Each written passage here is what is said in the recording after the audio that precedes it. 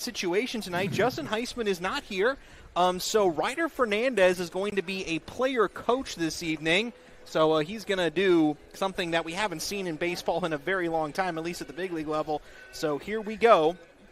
Ryder Fernandez is going to be the head coach tonight for the Lake County Corndogs, but he has some really great bullets in the chamber that he can throw in there and find a way for the Corndogs to get himself a victory here tonight. Here we go. The South Lake Ironhawks in the gray uniforms and the black pants. The Corndogs in the blue pinstripe uniforms and the white pants here to start off. We say Coach Heisman definitely set Ryder up for success tonight with the lineup he gave him and the pitchers he told him to use. So, indeed. I would agree with that. Here we go. Getting started just a couple minutes early here. Aslan Farinelli going up against Tanner Miller. First time these two teams have met in almost a month as that pitch is in there for a strike, and we are underway at 6:58 p.m. Central Time. It's crazy these teams haven't met in almost a month, and the Corndogs just closed out their series with the Little Calumet Beavers last night. Yep. These two teams were supposed to meet last Sunday, July the 5th, day after the 4th of July, as that pitch misses outside 1-1. However, that game was canceled due to the rain showers that came through on Saturday and basically drenched the entire area, Northwest Indiana and Chicagoland, and field was unplayable out in Dyer at the Heartland Sports Complex as that pitch misses inside 2-1, so that game was canceled, and I did talk to Ralph about it. The expectation at the moment is that that game will not be made up the rest of the way. Not a whole lot of days left here in the last month of the season to make a game like that up. 2-1 to Miller. That pitch is inside, almost hit him. And the count moves to 3-1 on Tanner Miller. It's definitely been crazy how fast this season has gone for the Corndogs. It feels like we're just getting started. Miller is 0 for 5 against the Corndogs this season, but does have an RBI and a run scored. The 3-1 pitch way inside and might have hit him either way. That is going to be a free pass for Tanner Miller. Never really see a lot of command issues out of Farinelli this early. No, you normally don't. Aslan Farinelli has typically been one of the most reliable pitchers for the Corndogs this season. He's pitched 14 innings this year for Lake County. His ERA sits at an impressive 2.00, 4 earned runs on 12 hits, 6 walks against 14 strikeouts. And he goes up against Landon Sarkey, the right fielder, the second batter of the inning. Farinelli looks in. First pitch. Fouled away. Farinelli has pitched against the South Lake Ironhawks this season. He pitched against them on June 19th. And he pitched 4 shutout innings in a game where the Corndogs shut out South Lake 6-0. That's the only time this year that the Corndogs have pitched a shutout. The 0-1 to Sarkey in there for a strike. Count is 0-2. Landon Sarkey this season against the Corndogs has carved them up. He is 5 for 7, 2 RBIs, and an extra base hit. His OPS over 2,000 against the Corndogs this season. And even at Marion University, he hit .350 with 3 bombs and 39 RBIs in his first collegiate season. Yep. He's a pure hitter. I've mentioned it throughout the season how South Lake is a team that has a lot of talent. In terms of high-end talent, like the ceiling in terms of that, it's hard to find a team with more high-end talent than the South Lake Ironhawks with multiple Division I guys here. That pitch misses outside 1-2. Colin Horniman in that discussion. He's not in the lineup tonight. Aiden Kriesbaum, a lot of talent there. There's a lot of guys on this lineup that can do damage. Not even the pitching staff, too, with Ryan Radonovich and Ivan Balboa. You're totally right. 1 ball, 2 strikes. Farinelli delivers the pitch. That one misses outside. Count is 2-2. That one way off the plate. And Sarkey keeps things going.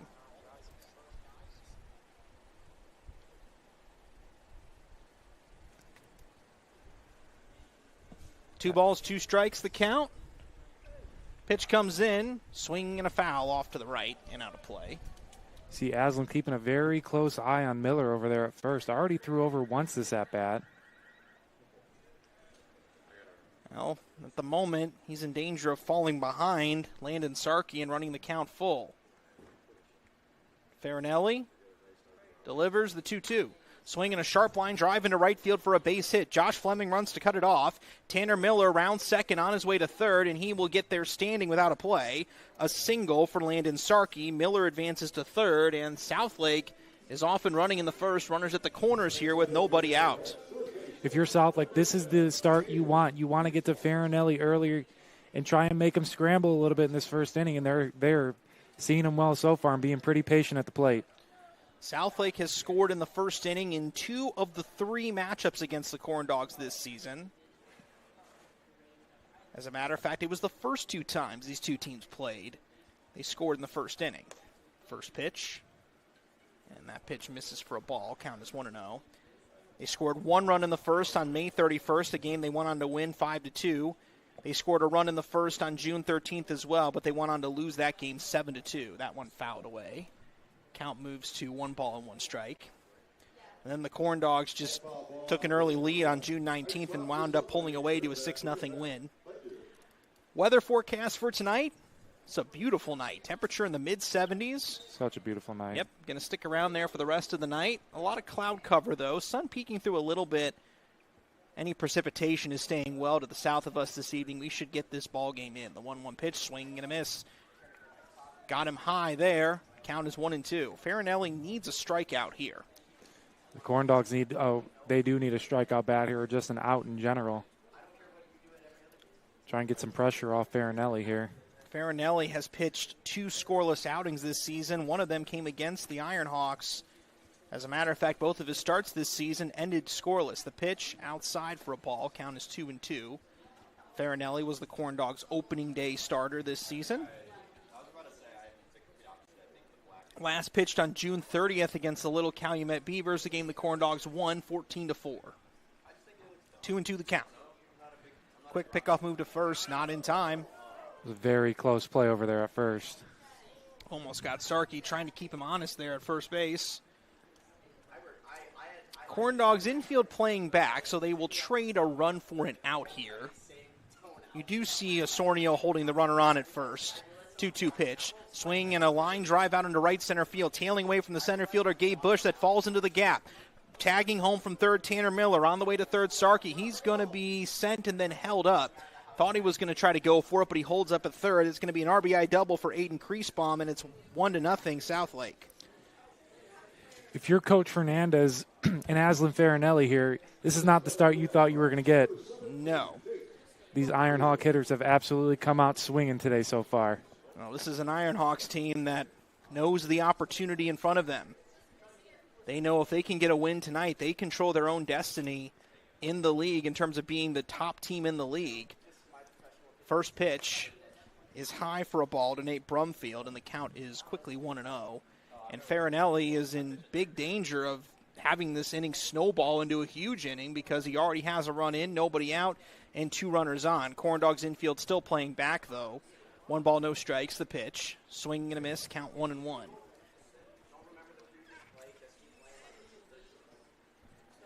Nate Brumfield, the designated hitter, this season is 1 for 9 against the Corndogs. He struck out 4 times.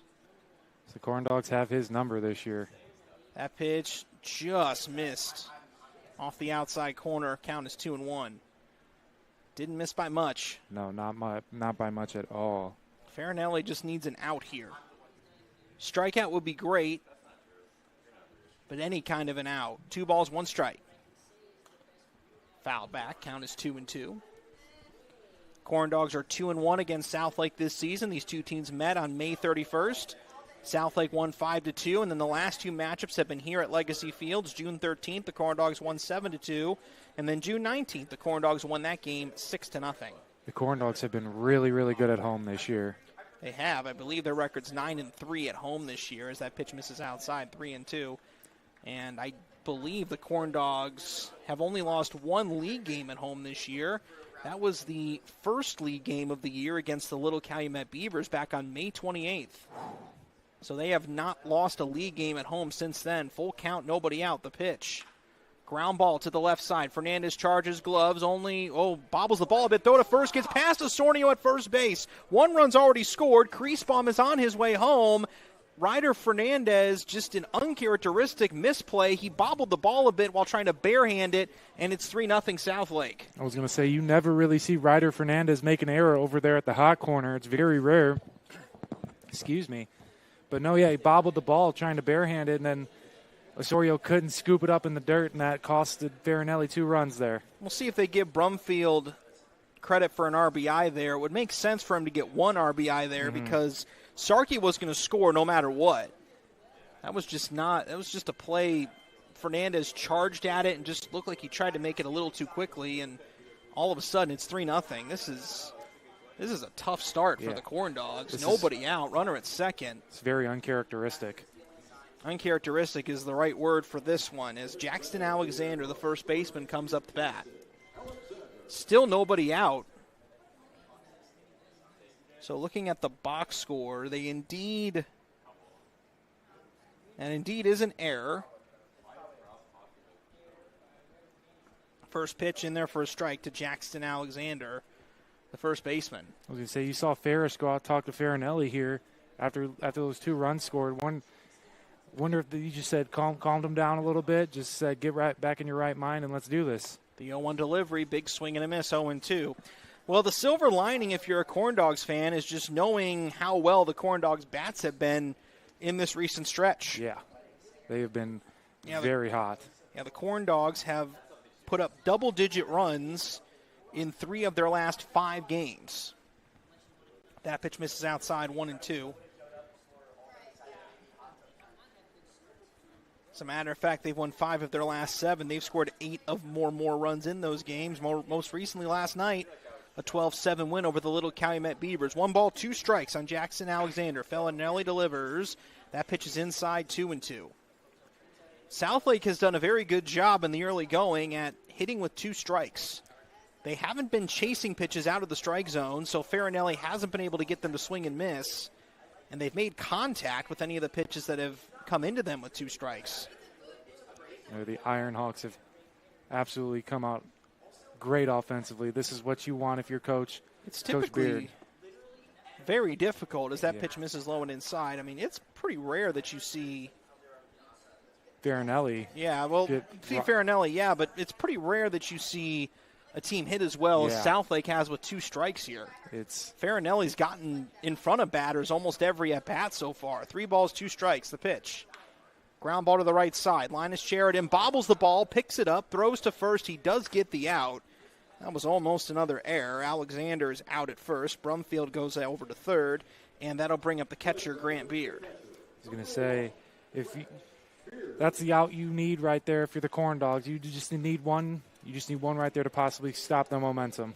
Albany's Confectionery in Maryville has been around for 40 years. From their famous 12-flavor gummy bears to their mouth-puckering sours and try-to-flute flavors, Albany's puts flavor and fun first. All made right here in the region with the highest quality ingredients. Remember, look for the A on the tummy to know you've got the best in your hands. First pitch to Grant Beard. In there for a strike. Crown is quickly 0-1. Farinelli could use a strikeout here. Definitely boost that confidence back up. Try to see if he could keep that runner at third. Because as deflating as a 3-run first inning is, at the end of the day, a 3-run deficit is more than capable or more than doable to come back from, as that's a swing and a miss. Count is 0-2. I mean, if you're the Corndogs, your thought process is, well, okay, we've got to score at least 4 to win tonight, and we've been able to do that in the past couple. The Corndogs, the last time they scored less than 4 runs, you have to go all the way back, as that pitch misses outside 1-2, to June the 17th. Ooh. When they played the New Lenox Pumas and won that game 2-1. Wow. So it's been very close to a month. 3 times this season the Corndogs have been held to fewer than 4 runs. So and that just shows 4 runs, very doable. Yeah. 1-2 pitch. Sharp grounder to the left side, past to diving Fernandez into left field for a base hit. Brumfield scores. It's an RBI single for Grant Beard, and it's 4-0. All right, well... Now let's see how many times the Corndogs have been held to less than 5 runs. Let's see. 1, 2, 3, 4, 5, 6, 7, 8. So 8 times this year in 23 games. Wow. So let's run some numbers here as Tyler Blair comes up. We also do have a pinch runner. It looks like it's going to be number 6, Billy Main. All right, Billy Main over at first base. The Corndogs have scored more than 5 runs in 65% of their games this season. Whew. If you want an advanced stat, there's your advanced stat for the night. That pitch is in there for a strike 0-1. I was going to say that's definitely a recipe for success, and that's a testament to how good this Corndog offense has been this year, and their record shows it in the Region Collegiate Baseball League. It sure is, and now start to think with Farinelli, how long is this leash going to be with all the pitches he's thrown in the first inning? The 0-1 pitch misses for a ball, 1-1. Curious to see what the umpire zone's going to look like tonight. We mentioned me and Thalen did the umpire zone last night, not giving those outside corner pitches quite the same way you see some other umpires do at times. 1 ball, 1 strike, the pitch. That one just misses. 2-1. You see Aslan kind of wondering where he missed there a little bit. That pitch didn't look like it missed by much from here. Maybe missed a little low. It's kind of hard to see some of those pitches that are low with Bradley Ferris blocking that for us. 2 balls, 1 strike, and that's fought off to the right side. Osornio chasing after it, but he cannot get to it in time. It falls foul, 2-2 the count. Say Ferris has been a great defensive catcher, as all catchers have been for the Corndogs this year. Yep. It's been a rotation between Drew Satunis, Taki Chronopoulos, and Bradley Ferris, all getting turns behind the plate for the Corndogs. Satunis last night was the catcher, and he ended up getting our player of the game. That's a dribbler to the right side and gets past Farinelli, gloves it, throws to first, and he gets the out there. That could have been a dangerous play as that ball dribbled so slowly that it could have easily ended up in no man's land with nobody able to pick it up. But Blair is out, Beard goes to second, and this brings up Paul Ferret, who is the 8th Ironhawk to bat here in this first inning. I was going to say, you rarely ever see that out of Farinelli, getting through the first 8 in the first inning. But that was a heck of an effort there to get that second out by Farinelli. Farinelli has not had a good first inning. It's very rare to say that. First pitch. Fouled off to the right. Count is 0-1 here on Paul Ferret. Especially after, if you were the Corndogs, you felt pretty confident in your pitching coming into this game, knowing what your pitching had done last time these two teams had played, and now you're down 4-0. No balls, 1 strike. The pitch. That pitch misses low for a ball, 1-1. Well, baseball's a fickle sport. Say any given day, somebody can show up and somebody doesn't show up. 1 ball, 1 strike with 2 down. Ferret at the plate. Farinelli kicks and deals. High chopper to the right side. Coming in for it is Sheridan. He's got it on the run to first. Nice play by Sheridan. Ends the inning, but the Southlake Ironhawks put 4 runs on the board on 3 base hits and 1 Corndog error. They leave a runner stranded. We head to the bottom of the first. Corndogs down 4-0. Did you know? They decorate over 210,000 cakes a year. Did you know? Their butcher will cut your meat your way. Did you know? They have trained floral designers in store. Did you know? They will make your wedding cake. Did you know? They have a variety of deli bakeable entrees. Did you know? Their online app has coupons and so much more. Who does that? Strachan Van Til. Now you know. Headquartered in Maryville, Indiana, Centier Bank continues to play a pivotal role in every community we serve. Beginning with a single location in 1895 to serving 13 counties across Indiana, Centier Bank has championed a workplace of community building, philanthropy, and financial education to enrich the lives of individuals and businesses in the communities we serve. Our promise for a better tomorrow for generations to come is what sets Centier apart. Centier Bank, Indiana's largest private family-owned bank. If your business wants to reach real customers in real communities, the Heartland Sports Network is where you need to be. With thousands tuning in every week across Indiana and beyond, your message plays alongside the games people care about most. Connect with families, alumni, parents, and the next generation of local leaders. Digital ads, in-game features, branding opportunities. We'll build a package that fits your goals. Advertise with the Heartland Sports Network. Visit heartlandsportsnet.com or contact us today. Back here at Legacy Fields in Crown Point, we head to the bottom of the first inning. The Southlake Ironhawks hold a 4-0 lead over the Lake County Corndogs. Let's go ahead and get you the starting lineup for the Corndogs tonight. Their batting order looks like this. Gabe Bush, the center fielder, leads off. Zach Wright bats second and plays shortstop. Ryder Fernandez, the third baseman, bats third. Josh Fleming, the right fielder, bats fourth. Zach Sharkey bats fifth in left field. Bradley Ferris, the catcher, bats sixth. Linus Sheridan bats seventh and plays second base. Taki Chronopoulos, the DH, bats eighth. And Jonathan Osornio will bat ninth and play first base this evening. Southlake will send out this defensive lineup. Brendan Smith pitching to Grant Beer behind the plate. Jackson Alexander at first, Tanner Miller at second, Tyler Blair at short, Aiden Kreisbaum at third, Paul Farrett is in left, Mick Wagner in center, and Landon Sarkey is in right. First pitch is over the head of Gabe Bush, and the count is quickly 1-0. Brendan Smith has pitched one time against the Corndogs this season. That was on June the 13th. It was not his best outing. 3 innings pitched, 5 hits, 4 runs, 3 earned, 5 walks, 4 strikeouts. That pitch is high, 2-0. I was going to say the Corndogs beat him up pretty good last time they've seen him, so I wonder if Smith's looking for his revenge tonight. Well, if you're the Corndogs, you're hoping to get some runs back here in this inning. 2-0 is high for a ball, 3-0. I think the thought for the Corndogs here is, look, you're probably not going to get all 4 back in one inning. Try to get a couple back in this inning and then just rely on your pitching staff to settle in. Yeah, I was going to say 3-0 pitch to Gabe Bush, and it misses for ball 4, so a leadoff walk to Gabe Bush. That's a good way to start the inning. And this brings up Zach Wright. That's a great way for the Corndogs to start off this inning after last inning. Yeah, just keep kind of chipping away at that lead here. So Zach Wright, the shortstop, comes up.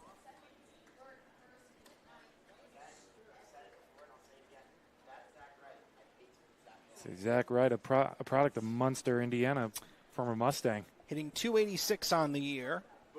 5 runs knocked in, 13 walks, 13 strikeouts. He has a .407 on base percentage. So getting on base at a solid clip for somebody who typically hits near the top of the lineup. First pitch to him, in there for a strike. Count is 0-1. Also pretty good with the glove over there at short and second. Gabe Bush at first base has 12 stolen bases on the year, one of 3 Corndogs with double-digit stolen bases. Jack Sharka with 14, Bush with 12, Ryder Fernandez with 11. 0-1 the pitch. Low and inside for a ball. Count is 1-1 here on Zach Wright, the shortstop. Zach Wright also has been a fairly reliable fielder for the Corndogs this season as well. Say not much gets past him at shortstop. Yep. .950 fielding percentage on the year. The 1-1, well, pickoff move over to first, nearly gets away from Alexander. It's a nice save from Alexander from it. Yep. So it didn't get away, and Bush didn't go down to second. Yeah, Zach Wright amongst position players, not including catchers, as that pitch misses for a ball. Count is 2-1. Not including catchers, he is second on the team in fielding percentage at .950, so he's been pretty sure-handed out on the field. Seen him make some nice plays over at shortstop. 2 balls, 1 strike. That pitch is in there for a strike. It's 2-2.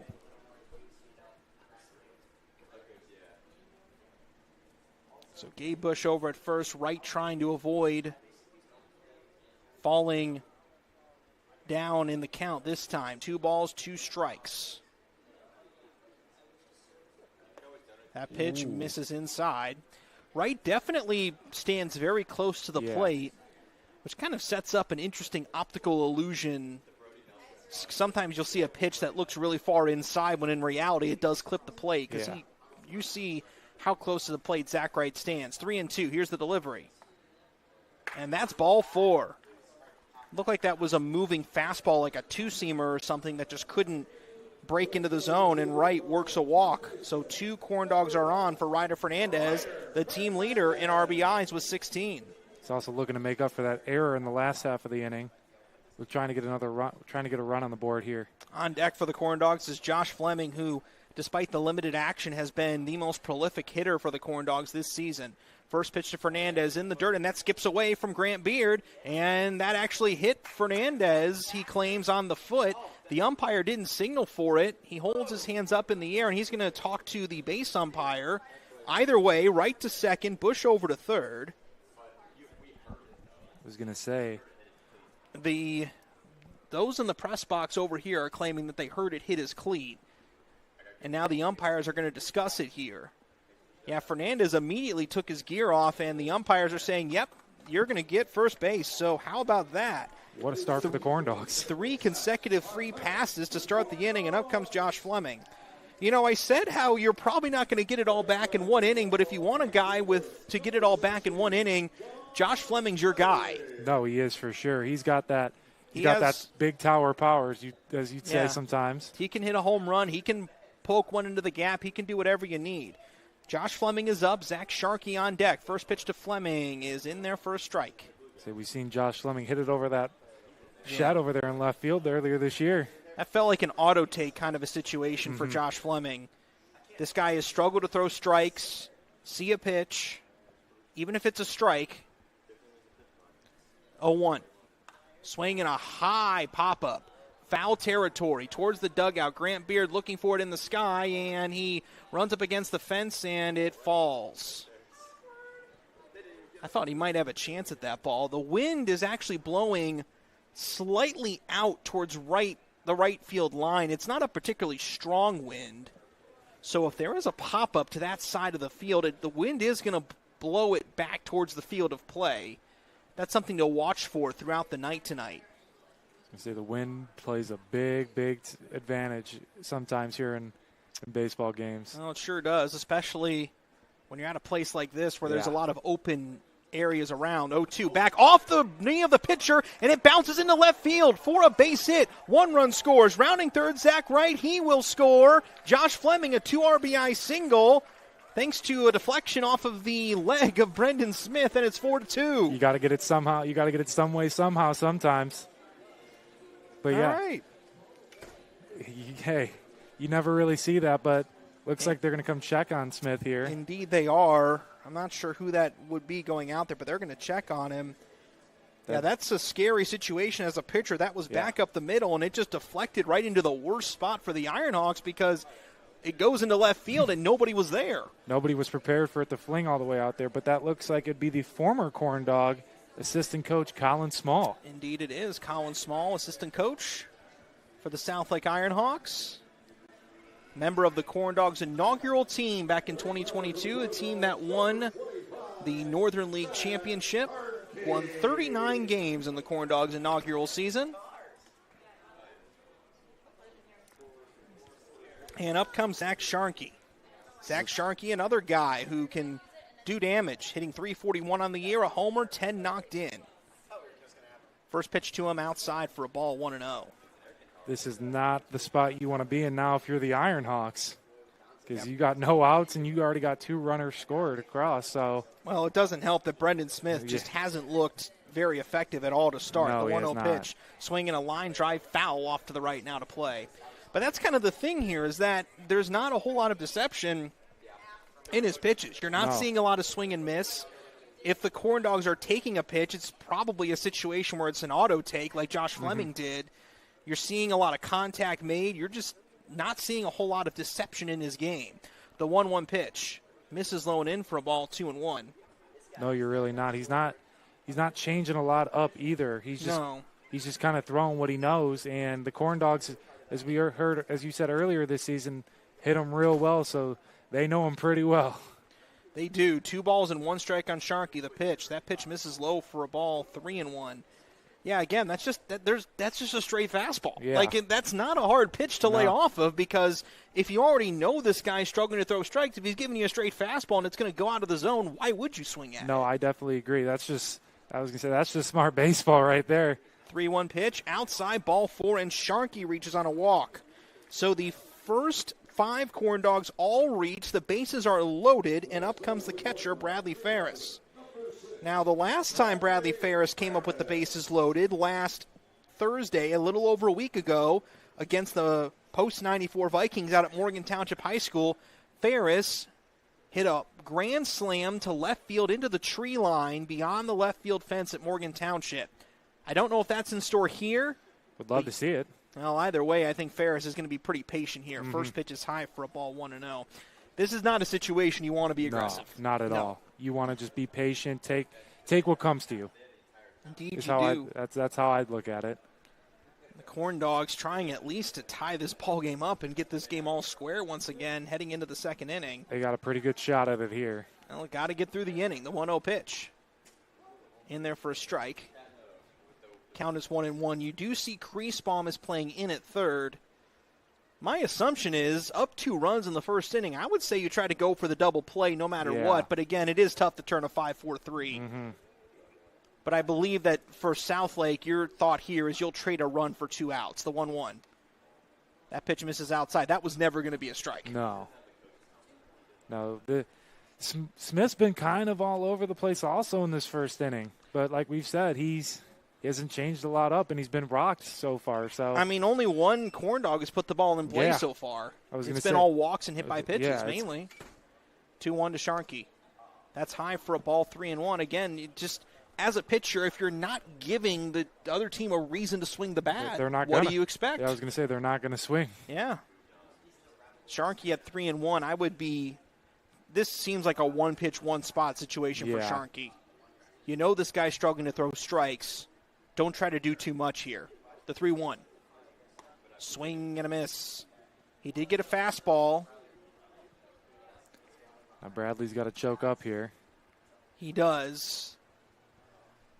A walk would be good here. Any ball put in play would be good here. It should score a run. 3 balls, 2 strikes. Swing and a miss, strike 3, and a big strikeout for Brendan Smith. And Bradley Ferris is down, and that brings up Linus Cheriton. This is not what you want if you're the Corndogs right now. But it's only one out. It's only one out, and Cheriton comes up, and Cheriton is a guy that's been heating up as of late. Just at the right time, too, at the end of the season. Towards the end of the season. 7 of his last 8 games, he's gotten at least 1 base hit. First pitch is high for a ball, 1-0. He actually went 2 for 5 last night with 2 RBIs. If not for Satunis' RBI bunt single, Sheridan could have been player of the game last night. I was going to say, I'm sure those 2 hits did wonders for his confidence also. 1 ball, no strikes on Sheridan. Brendan Smith kicks and deals. Swinging a ground ball back up the middle. Tanner Miller gloves it. Steps on second for 1. Throw to first is not in time. Run scores. It's 4-3. That'll be an RBI fielder's choice for Linus Sheridan, as down to third goes Josh Fleming. I was going to say, that's a pretty good piece of hitting there for Sheridan. I know you traded a run for an out there. You can't complain too much, and you've scored 3. You've brought it back into 1 in the bottom half of the first. Like I said, I think we're in for a pretty good game tonight offensively. 2 down for Taki Chronopoulos. First pitch to him.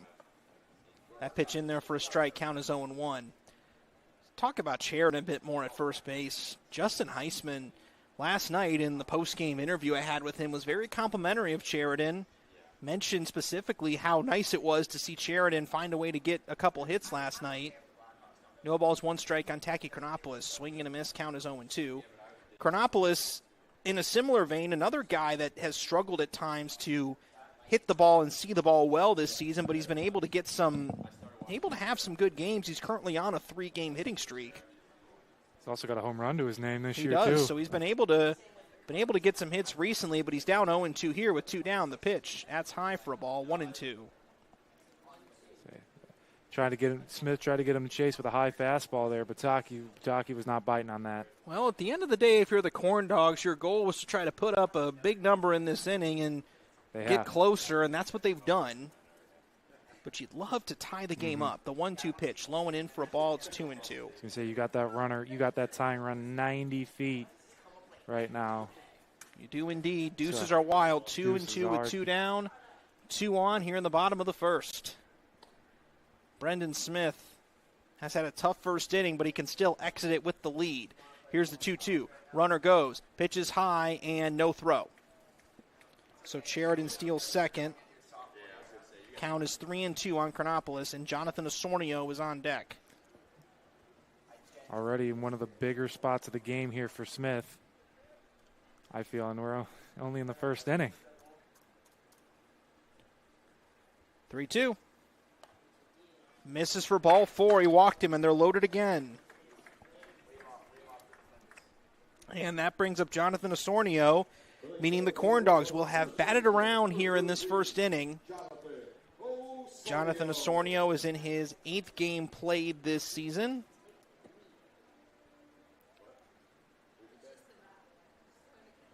Osornio kind of joined the team a little late this year.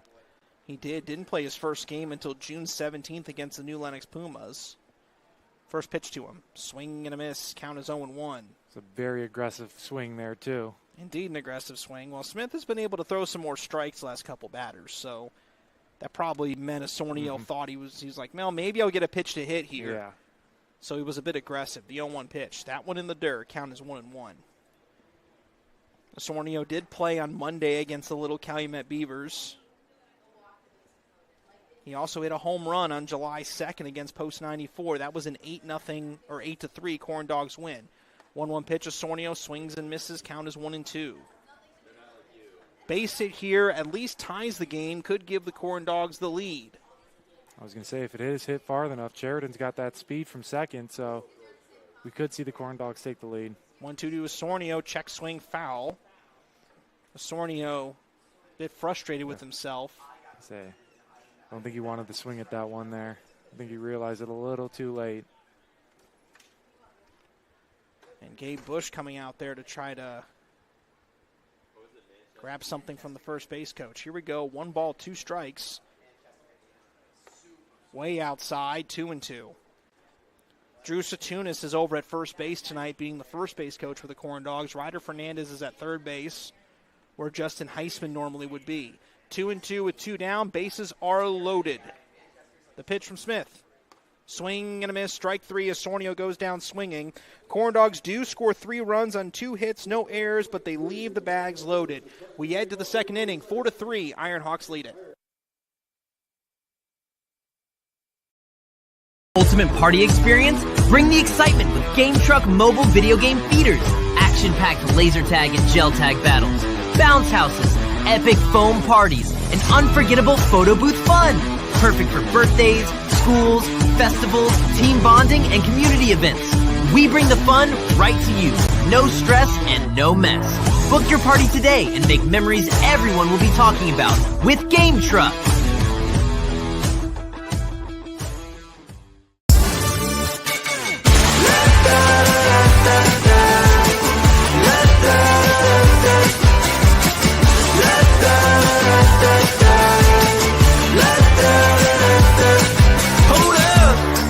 Now do what you do, get loud, go ahead, get loose, get down to business, tell everyone, nothing's off limits, you can have anything you want.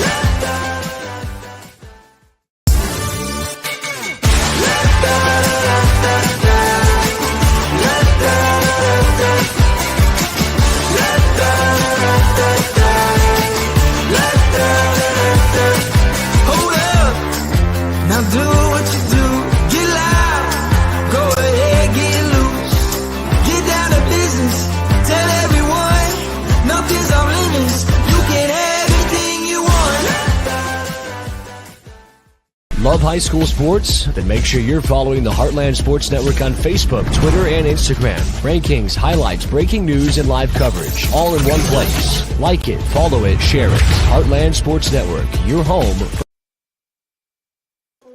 We head to the second inning here at Legacy Fields. It was a wild first inning. The South Lake Ironhawks lead at 4-3 in this battle for first place in the Region Collegiate Baseball League. Aslan Farinelli back out there pitching to Mick Wagner, Tanner Miller, and Landon Sarkey. Well, Farinelli, an uncharacteristic first inning. First pitch misses for a ball, 1-0. He got the Ironhawks into a lot of 2-strike counts, but just couldn't put some of those hitters away, and they did damage against him.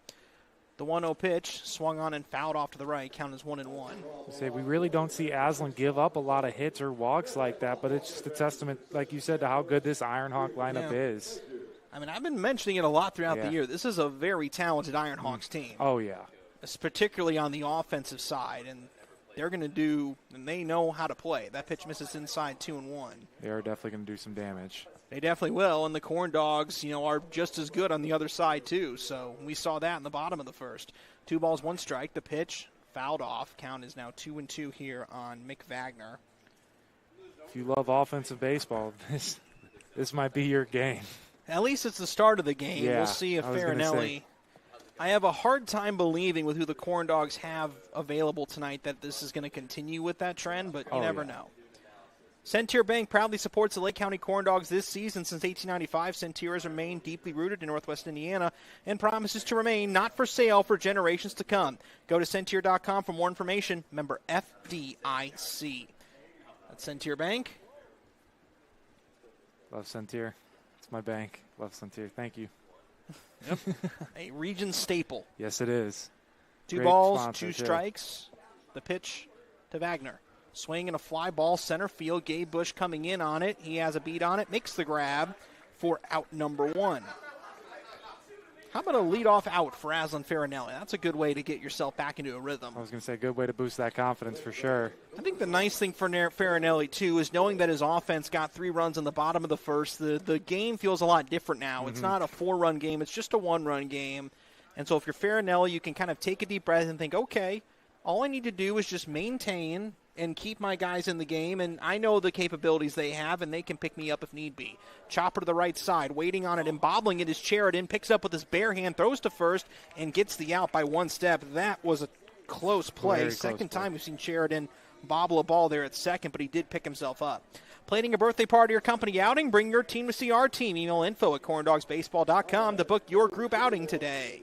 I was going to say, if you're a Farinelli, this is one of the guys you don't want to mess up with in the lineup is Sarkey. Yep, Landon Sarkey. We mentioned how good he's been against the Corndogs this season.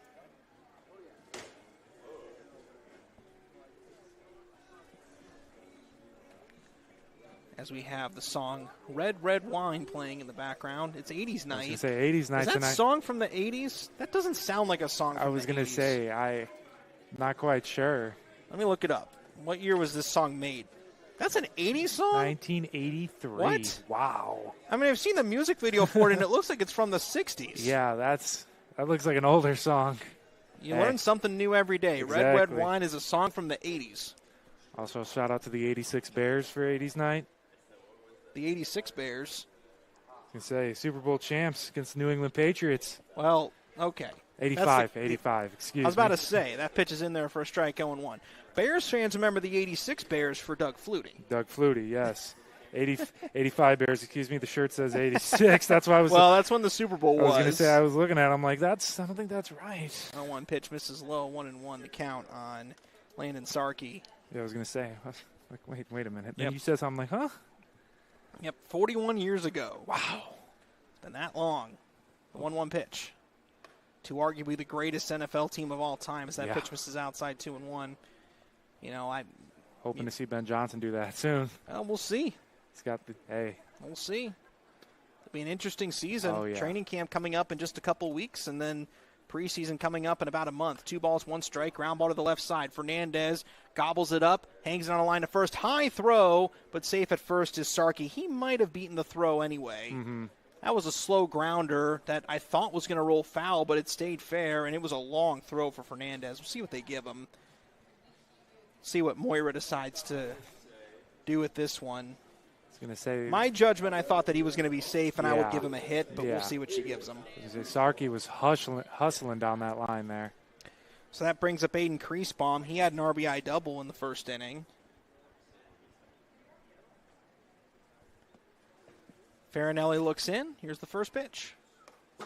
That's in there for a strike. Count is 0-1. Still waiting on the play to come in. Oh, now we're getting it. I gave him a single. That's a fair call in my opinion. I was say, that's a long throw. He was probably going to be safe anyway. That's a good call.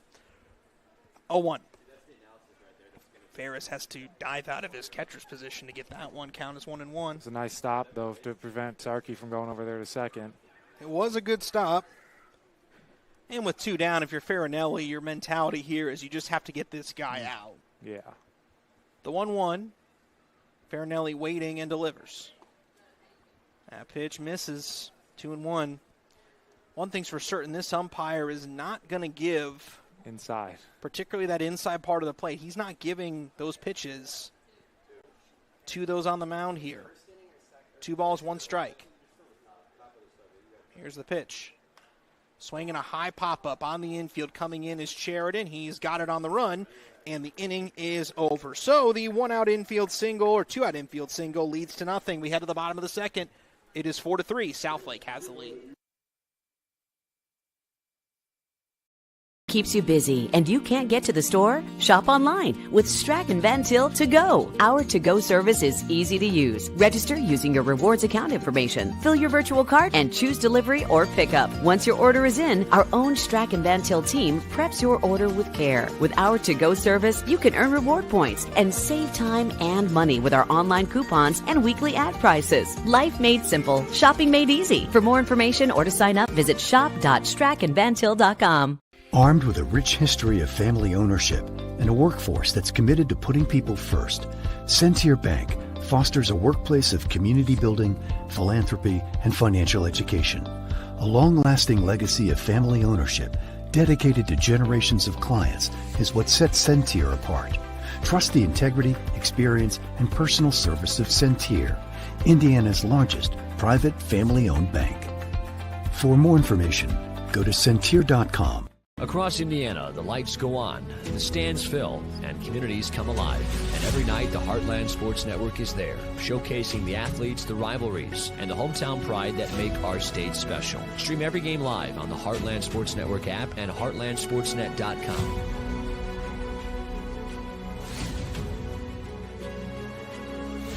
Your teams, your stories, your network. The Heartland Sports Network, proudly bringing the Heartland together, one game at a time.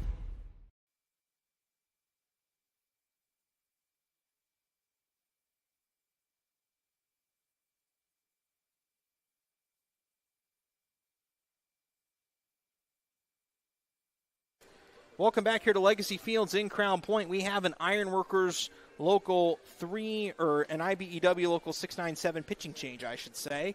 And it is Jacob Chage who is on the mound, replacing Brendan Smith, who had a very rocky first inning, pitched only one inning, gave up 3 earned runs, 1 hit, 4 walks, 2 strikeouts. It was not the outing Brendan Smith wanted.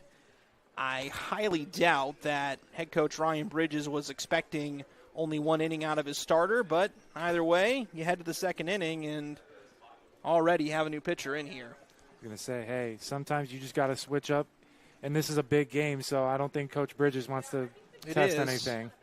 Well, as I said in the pregame, winner of this game takes control of first place in the league, and Southlake having 2 games in hand, which they will play those 2 games tomorrow. They have a doubleheader against Post 94. So we'll have a pretty good, by the time the Corndogs play Post 94 on Sunday, we'll have a pretty good look at what the Corndogs have the rest of the season to deal with in the league. So up comes Gabe Bush. Corndogs batted around in the first inning. Here's the first pitch from Jacob Chage. That pitch misses outside 1-0. Let's say Jacob Chage. That's a fun name to say. I was going to say, it's a very unique last name, too. Indeed it is. 1 ball, no strikes on Gabe Bush. Chage looks in and delivers. That pitch misses inside. 2-0. You see the Corndogs already back to the top of their order where they do their most damage. So, and Chage so far hasn't been able to find the strike zone either. No. 2 balls, no strikes. And that pitch misses a little outside for a ball. Count is 3-0. Yeah, we've seen both sides struggle to find the strike zone in the early going. Yeah. 3-0 on Gabe Bush. He walked in the first inning. I'm about 98% sure he's going to take here. Yeah. The 3-0. And he does. Strike 1. You say smart move there. Yeah. If you're a leadoff hitter, you're taking 3-0 more often than not. Yeah. I was going to say I feel like that's a common, unbroken rule almost. Yeah, I mean, if your job's to get on base, don't try to fool around and be the hero. Yeah. As Bush steps out. Count still 3-1. As we are here at Legacy Fields this evening, this is Game 2 of a 3-game homestand for the Corndogs. They're off tomorrow, and then on Sunday they welcome in Post 94 to finish off this 3-game homestand. 3 balls, 1 strike. The pitch. Swing, and he foul tips that one. Count is now 3-2. So looking to get Gabe Bush liking that down low pitch, that lower in the zone pitch, that fastball. Yeah, well, on 3-1, you're going to be a little more aggressive. Mm-hmm. You know, typically a pitcher's going to make a better pitch on 3-2 than he would on 3-1, so you want to capitalize on 3-1, the 3-2 pitch. That one wasn't even close for ball 4. There we go. Gabe Bush now back-to-back walks. That's the most frustrating thing when you're a pitcher, when you do all that work to come back from down 3-0 and then you throw a pitch that's just non-competitive. It's for ball 4. I mean, didn't even have to make a decision there. No. And that brings up Zach Wright. He also walked in the first inning. Already the Corndogs have 5 walks plus a hit by pitch. So that's 6 free passes here in the second inning already. First pitch, ground ball back to Shajay. Throws it to second for 1. Throw over to first is in time to get Zach Wright for the double play. 1-6-3. And quickly there's 2 outs in the second inning, and Ryder Fernandez is up next. I was going to say, the back-to-back innings, these two have mirrored each other almost perfectly. Almost. Both gotten through the inning pretty quick in the second inning. I know there's only 2 outs right now, but it's been a pretty quick second inning compared to the first inning. So here comes Ryder Fernandez. He was hit by a pitch in the first inning. Loaded the bases and helped set up the Corndogs rally. First pitch to him. Swinging a high fly ball. Right center field. Mickey Wagner drifting into right center. Makes the grab on the run. And the inning is over. Corndogs get a leadoff walk, but don't do anything with it. We head to the third inning. 4-3, Ironhawks lead it. Ultimate party experience? Bring the excitement with Game Truck mobile video game feeders. Action-packed laser tag and gel tag battles. Bounce houses, epic foam parties, and unforgettable photo booth fun. Perfect for birthdays, schools, festivals, team bonding, and community events. We bring the fun right to you. No stress and no mess. Book your party today and make memories everyone will be talking about with Game Truck.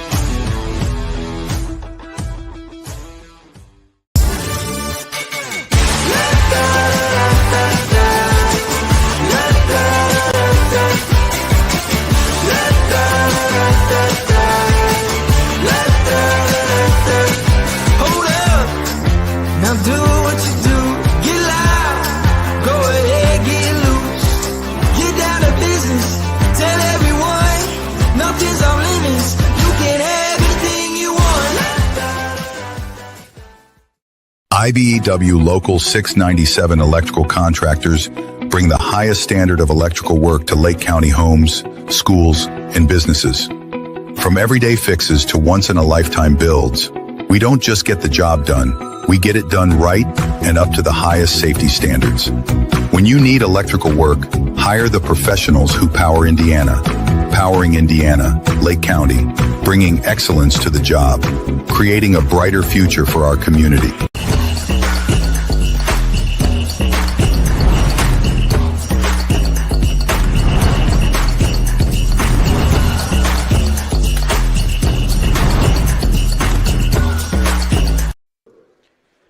Back here at Legacy Fields in Crown Point, 4-3. The South Lake Ironhawks hold the lead over the Lake County Corndogs. Joshua Moira Foley has joined us here on the broadcast. Nate Brumfield is up at the plate. Aslan Farinelli on the mound. First pitch is fouled off of the shoulder of the umpire. And the umpire takes off his mask and is going to get a couple seconds to collect himself. That ball was fouled back right directly off of his shoulder, and now Colin Small comes out to talk to him. And the umpire is going to get a minute here, an official's timeout. Since we have a moment, Moira Foley has joined us here. Moira, one of our interns here, has joined us on the broadcast here today. Happy to have you on, Moira. Yes, I'm really excited to be here today. I'm sure you are.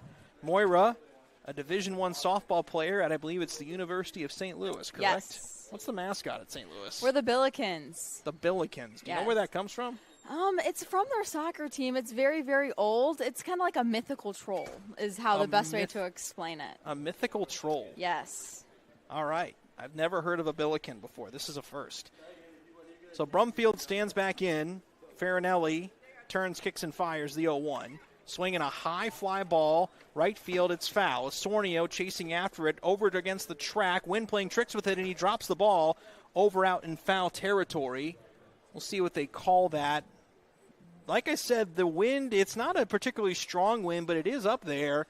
And Moira, you can probably attest to this as a softball player. Those pop-ups up in the wind like that can play tricks with you very easily. Oh, absolutely, especially if there's some spin on it, too, and especially if it's working away from you. That can be super tricky to catch. Well, in Osornio, the ball was working away from him there, too, and that plays a role in that. No balls, 2 strikes here on Brumfield. He reached on an error in the first inning. No error on that Osornio play, the 0-2. Swinging a sharp line drive over into left field. That is in for a base hit. Falling down, trying to pick it up is Sharkey. Brumfield rounding first on his way to second. Throw comes into second, and dropping the ball at second base is Cheriton. They might have been able to get Brumfield had he been able to catch that ball, but it's a double for Nate Brumfield. That was a tough spot for Zach Sharkey to be in. It was a line drive basically right at him, and he fell down trying to barehand the ball in left field and couldn't make a play. And that's going to bring up Jackson Alexander. Alexander grounded out back in the first inning. Ready for the ultimate party? Level up your event with Game Truck. From laser tag to awesome foam parties to bounce houses and epic photo booths, we bring nonstop fun right to you. Perfect for birthdays, school events, and celebrations of all kinds. Call Game Truck today. That pitch misses up and away for a ball to Jackson Alexander, 1-0. So, Moira, you've been officially scoring this game the first couple of innings. What are some things you've noticed here in the early going that you've seen from both sides here to this point? I think walks can be killer on both sides. I think if you're on offense, it's a really big momentum change. But I think fouled off to the right now to play, by the way. Go on, Moira. I think if you're on defense, it can really hurt you. I mean, walks can ruin everything if you're on defense. But if you're on offense, I mean, it's great. It's a great way to get your momentum going. Even a hit by pitch by Fernandez in the first inning is – I think he ended up scoring, too, so that's a great way to put 3 runs on the board early after being down 4-0. Well, I've talked with Fallon and Mason all throughout the season about the importance of timely hitting and hitting with runners on base. Easy way to get runners on base is through a walk, as Jackson Alexander swings and misses at that one. Count moves here to 1-2. Aslan Farinelli trying to settle in here after a tough first inning. You know, sometimes when you're a pitcher coming into a ball game, it can be very easy sometimes. You know, the first inning is oftentimes your toughest inning. It's here's, well, he's going to throw a ball back to second base, and Zach Wright gloves it. And Moyer, you probably can attest to this at least somewhat. I mean, first inning can be oftentimes tough for a pitcher coming into a game, first time, haven't gotten into your rhythm yet, and sometimes that's the best time to be able to get to a pitcher. Absolutely, especially it's league play. This is a big game for both teams. I think that even a little bit of nerves might affect how you start off on the mound. 1-2 count on Jackson Alexander. That pitch misses high, 2-2. You're right. Corndogs at 9-3 in the league. The Southlake Ironhawks at 7-3. Winner of this game, sole possession of first place in the league. 2 balls, 2 strikes. Farinelli delivers. Swing and a miss, strike 3. I believe that's the first strikeout of the game for Farinelli. Normally a guy that strikes out a lot of guys, but hasn't been able to do that so far. You know, in the first inning, I don't know if you noticed this, Moira, but Southlake was doing a really good job of getting a lot of hits with 2 strikes on them. Yes. And that was something, I mean, you know, this 2-strike hitting can be very, very difficult to do. Yeah, your 2-strike approach is definitely different than your 0-0 or even your 1-0 approach. If you're looking for a pitch to drive, it's different, where if you're 0-2 or even 1-2, you have to protect the plate and be ready to drive anything that's close in the zone, trying to shoot middle as best as you can. Grant Beard had an RBI single in the first. He comes in and has to duck out of the way of that one. Count moves to 1-0 here on Grant Beard. Aslan Farinelli, we'll see how much longer of a leash he has. Heading into this at bat, he was up to 62 pitches, so I don't think he has too much more left after this. 1 ball, no strikes. Here's the pitch. Swing and a miss. It's 1-1. Of course, pitch counts. I mean, it's one of those things where, you know, it's become a part of modern baseball, but it's especially big in a league like this when you're talking about development and trying to get guys reps and those kind of things. Don't want to overwork them in the offseason, as that's foul back. Count moves here to 1-2. And Moira, you know this, I mean, it can be very easy to overwork things sometimes. You don't want guys to put themselves in bad spots to where they head back to their collegiate seasons. Because, I mean, once the fall hits, you're already working. Yeah, it's preseason as soon as we get back. I mean, I know we have 1-2, line drive into left field. That's a base hit. Brumfield around third. Sharkey coming up, throwing it strong, and that will hold Brumfield at third. It's a single for Grant Beard. That brings up Tyler Blair. back to what you were saying, by the way, Moira. You were saying about it's preseason right when you come back, correct? Right, Yep. yeah. As soon as we get back, it's preseason, and we hop in, and there's really no turning back. I mean, once you get back to school, you're back with your team, and you're lifting 3 or 4 times a week, and you have games on the weekend. I mean, I'm so excited to go back, but it's a lot. Well, I mean, sometimes people don't realize, and this is at all levels of collegiate sports, is that, you really don't have an off season that you think about. You know, typically, I mean, your quote unquote off season or semester, you're not playing, whatever you call it, is, you're doing everything you can to get ready for the next season. That includes practicing, playing, scrimmages, all those kinds of things. One away, Tyler Blair is up. Farinelli, with runners at the corners, delivers. That's a high chopper back up the middle. Coming in is Zach Wright. He's got it. Throws on the way to first, and he gets the out there. Run scores. It'll be an RBI ground out for Tyler Blair. Grant Beard heads to second, and it's 5-3 Southlake. That was a high chopper. There was no way Zach Wright was going to be able to turn 2 on that play.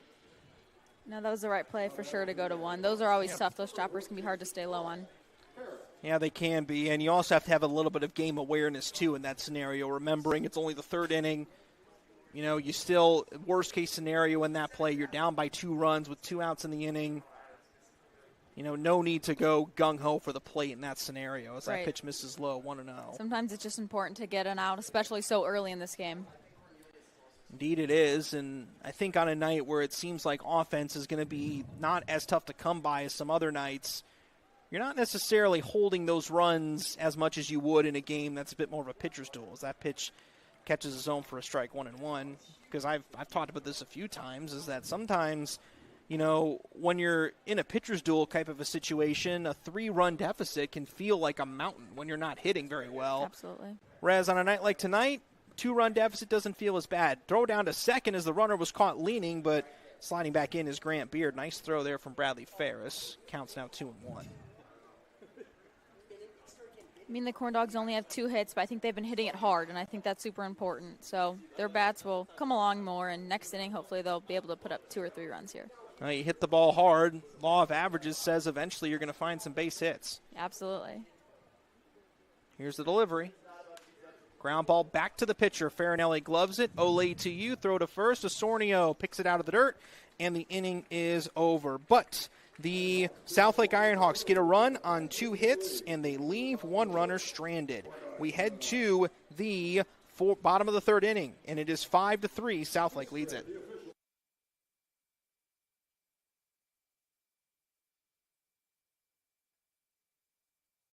Ultimate party experience? Bring the excitement with Game Truck mobile video game feeders. Action-packed laser tag and gel tag battles. Bounce houses. Epic foam parties. And unforgettable photo booth fun. Perfect for birthdays, schools, festivals, team bonding, and community events. We bring the fun right to you. No stress and no mess. Book your party today and make memories everyone will be talking about with Game Truck.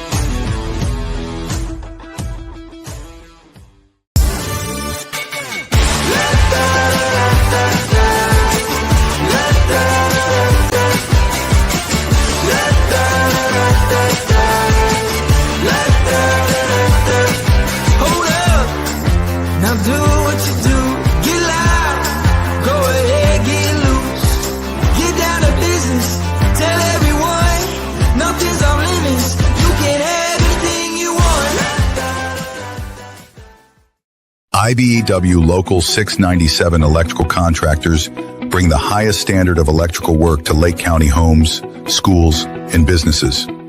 From everyday fixes to once-in-a-lifetime builds, we don't just get the job done, we get it done right and up to the highest safety standards. When you need electrical work, hire the professionals who power Indiana. Powering Indiana, Lake County, bringing excellence to the job, creating a brighter future for our community.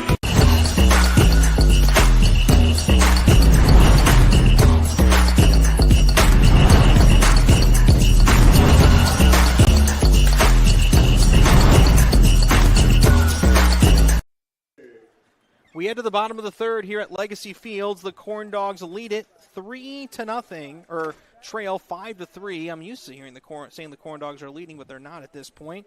Josh Fleming is up and takes the first pitch high from Jacob Chage, and it's 1-0 here on Fleming. Corndogs with only one hit so far, but they got the 3 runs in the first thanks to a lot of walks and a 2 RBI single by Josh Fleming, who's up now, takes a strike there, 1-1. On a hard hit ball back to the mound that was off the pitcher's knee and then went into left field to score 2. 1-1 the count on Fleming. That pitch in there for a strike. Count is 1-2. That feels like a pitch that has been... Feels like a pitch that could have been called inside there, but the count still remains 1-2. Here's the delivery. Swing and a fly ball, center field. Mick Wagner dancing underneath it a little bit, whips the glove up and makes the catch for out number 1. You talked about how different your 2-strike approach can be, Moira. That's probably one of those plays there where, you know, with 2 strikes, he's probably a bit more aggressive on than he would be if it was maybe a 2-1 count or even a 1-0 count, anything like that. Right, absolutely. But I think the Corndogs are doing a good job getting deeper into counts, but I think that everything's about timing. If you're on time on that 2-strike pitch that you see, you're going to drive it pretty hard. Zach Sharkey comes up with 1 away.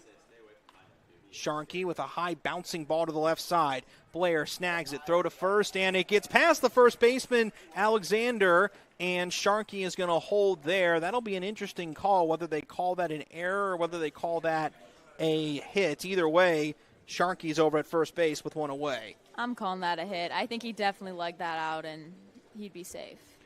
We'll see what Game Changer says. But we will see what Game Changer says, and they gave him an error. I can definitely see why that could be called an error. You know, the throw was low. If he makes the throw, he could have been out. I can certainly see why that's called an error. But I can see your point, too. Absolutely. That being a hit. Yeah, I could see. It can always be an argument on both sides. 1 away. Bradley Ferris is up. Ferris jammed on that one. It's popped up to the right side. Miller charging to Alexander, but Alexander makes the grab head high for out number 2.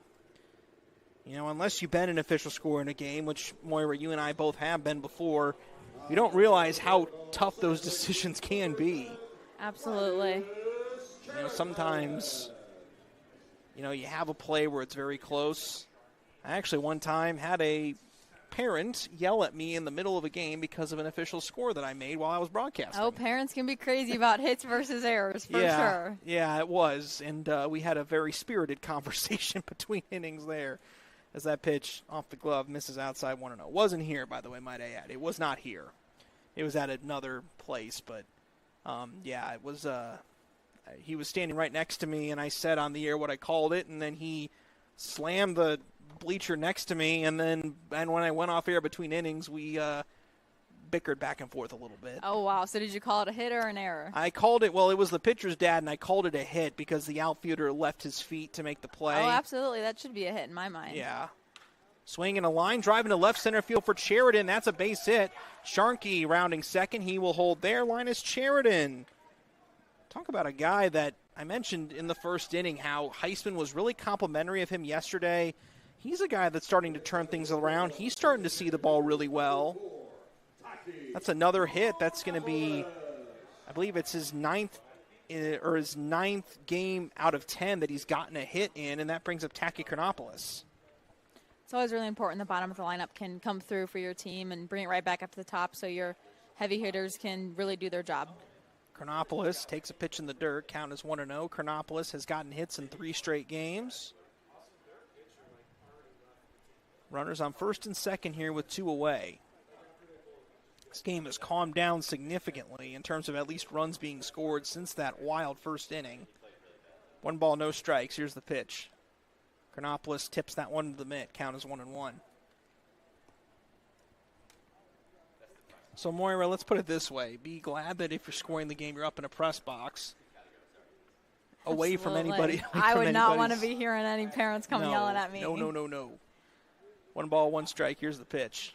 Swing and a line drive into left field. That's a base hit. Sharkey rounds third. He gets the windmill. The throw coming into the plate, and it is late. And it gets away from the catcher, and the runners are going to hold as Jacob Chajay was able to field the ball. How about that? An RBI single for Taki Chronopoulos, and it's 5-4. again, Chronopolis and Sheridan both coming into their own here as we hit the later stages of the season.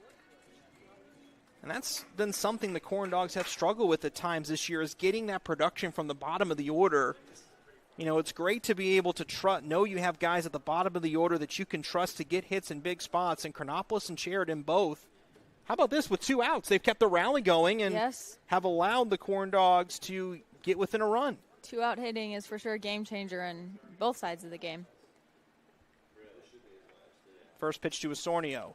Osornio fouls that one away. Count is 0-1. You know, 2-out hits, 2-out runs can be so deflating to a defensive team sometimes because you feel like you have a team on the ropes and then you give up maybe that RBI single or that 2-run double, whatever, and then you think, oh, man, I thought we were going to get out of this, and you didn't. Gabe Bush on deck. The 0-1 pitch. Swing and a miss, 0-2 on Osornio.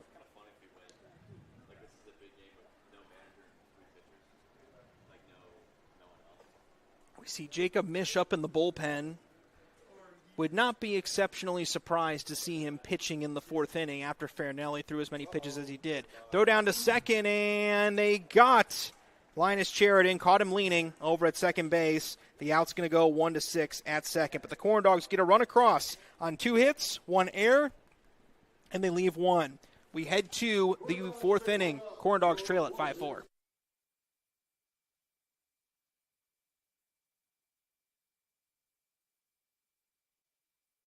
Ultimate party experience? Bring the excitement with Game Truck mobile video game feeders. Action-packed laser tag and gel tag battles. Bounce houses, epic foam parties, and unforgettable photo booth fun. Perfect for birthdays, schools, festivals, team bonding, and community events. We bring the fun right to you. No stress and no mess. Book your party today and make memories everyone will be talking about with Game Truck.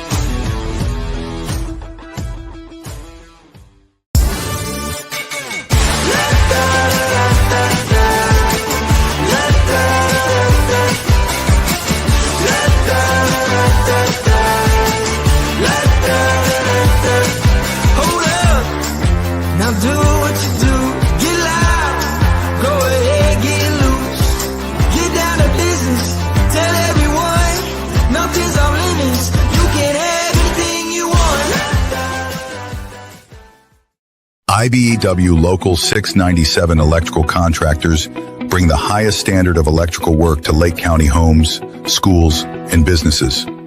From everyday fixes to once-in-a-lifetime builds, we don't just get the job done, we get it done right and up to the highest safety standards. When you need electrical work, hire the professionals who power Indiana. Powering Indiana, Lake County, bringing excellence to the job, creating a brighter future for our community. Passes in here for Portage. It's Josiah Brown. Brown throws up a last-minute prayer, and he knocks it down!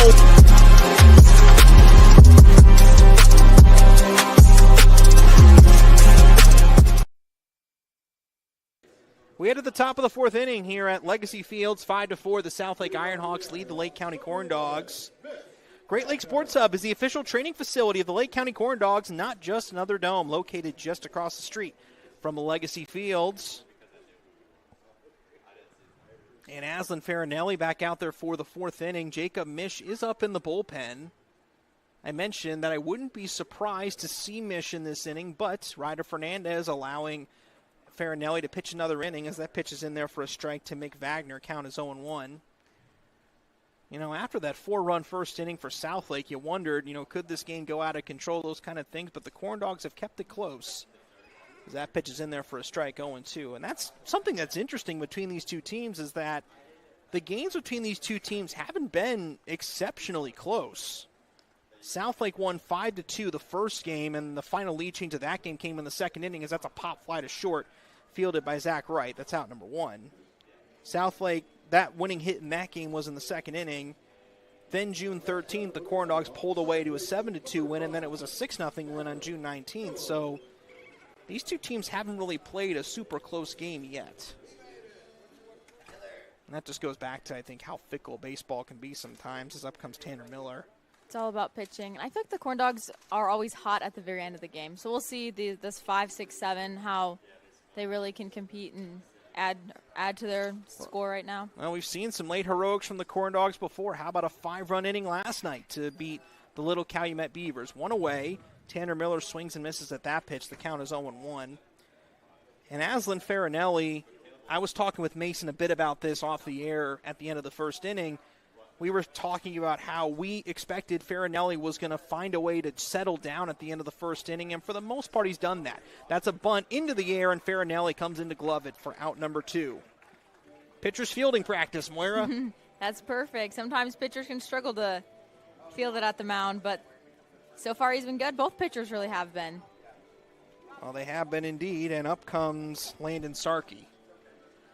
1 error apiece for either side tonight so far. Compare that to last night when Little Calumet had 6 errors in what was a absolutely wild baseball game last night. Corndogs took advantage of those miscues and were able to walk away with a win, plus a lot of wild pitches last night too. That's so important if you can take advantage of anything. Line drive to left field, and it gets behind Zach Wright and into left field for a base hit. Wright was trying to get in front of it, and the ball seemed like it took a funky hop once it hit the dirt, and it spun back behind him. So Sarkey reaches. I'm guessing it's going to be a single, and indeed it is. Sometimes with a dirt and grass field is sometimes you get those weird hops. It would have been a tough play to make. Either way, it was hit pretty hard. It would have been. First pitch, fouled off to the right now to play. Count is 0-1. And Moira, you've experienced this too, especially on a day like today when the field, you didn't get the rainfall you did yesterday, so that means that the ground or the dirt's a little bit lighter, so it's a bit easier to move and things like that. So I would assume that makes the field a bit more springy, would it not? Yes, I feel like at least our home field is very bouncy when it doesn't rain, so you can really chop down on the ball. So as a slapper, when I go up, I try to pound the ball into the ground, and that's a good way to get on base for me. Pitch misses outside, 1-1 the count here on Aiden Creasbaum. Aslan Farinelli looking over at first, 1-1 the count. Here's the pitch. Ground ball to the left side on a chopper. Right flips it to second for the force. Inning over. So a 2-out single leads to nothing. We head to the bottom of the fourth. 5-4. Ironhawks lead it.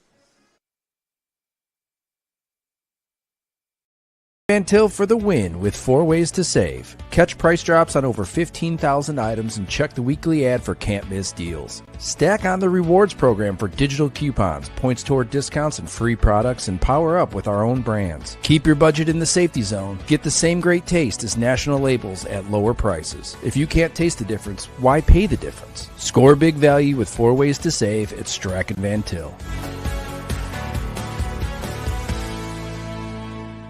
Armed with a rich history of family ownership and a workforce that's committed to putting people first, Centier Bank fosters a workplace of community building, philanthropy, and financial education.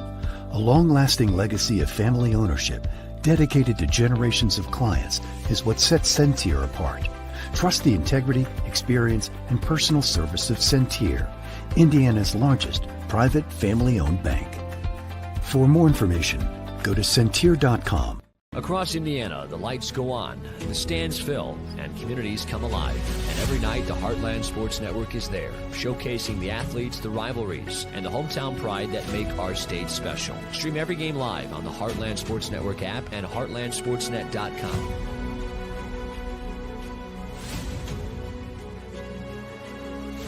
Your teams, your stories, your network. The Heartland Sports Network, proudly bringing the Heartland together, one game at a time. Back here at Legacy Fields in Crown Point, 5-4. The South Lake Ironhawks lead the Lake County Corndogs. I'm Josh Lepowski. She's Maura Foley. Discover your rhythm at Hard Rock Casino, Northern Indiana, with over 1,700 slots and 80 table games. The party never stops with free live music every Friday and Saturday night.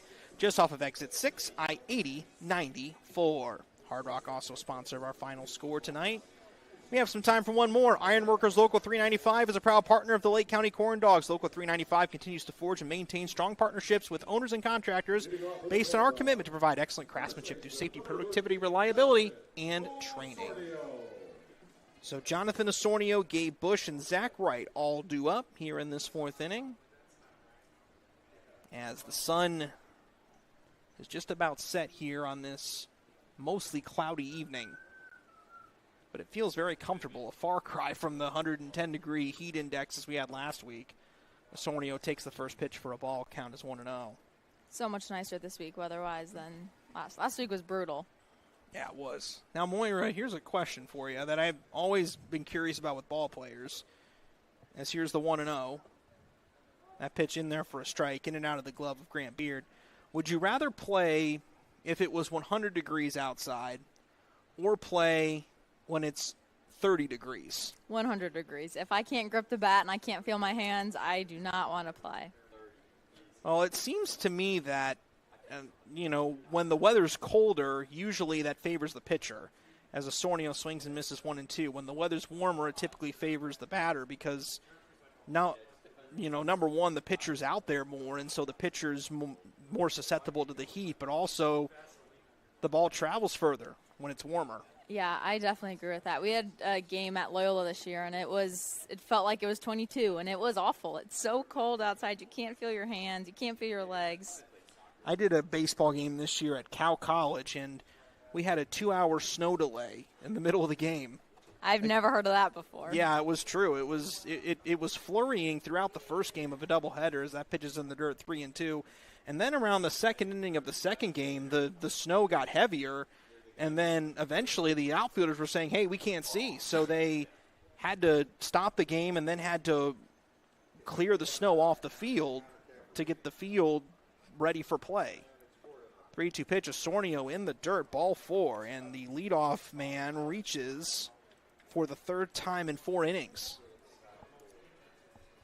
If you want to have good offense, getting the leadoff runner on base is key to that most times. Absolutely, getting that lead runner on, even if it's Corndogs don't bunt as much, but laying down a bunt to move that runner is super important too. Well, how does it change your mentality, Moira, if you're coming up and you're batting and there's somebody on base versus if there's one out, nobody on? How does that change your mentality as a hitter? As a hitter, I'm always trying to shoot the ball hard up the middle. So if there's a runner on, really nothing really changes for me unless I'm trying to lay a bunt down. We bunt a lot in school, so I think that laying a bunt down is key.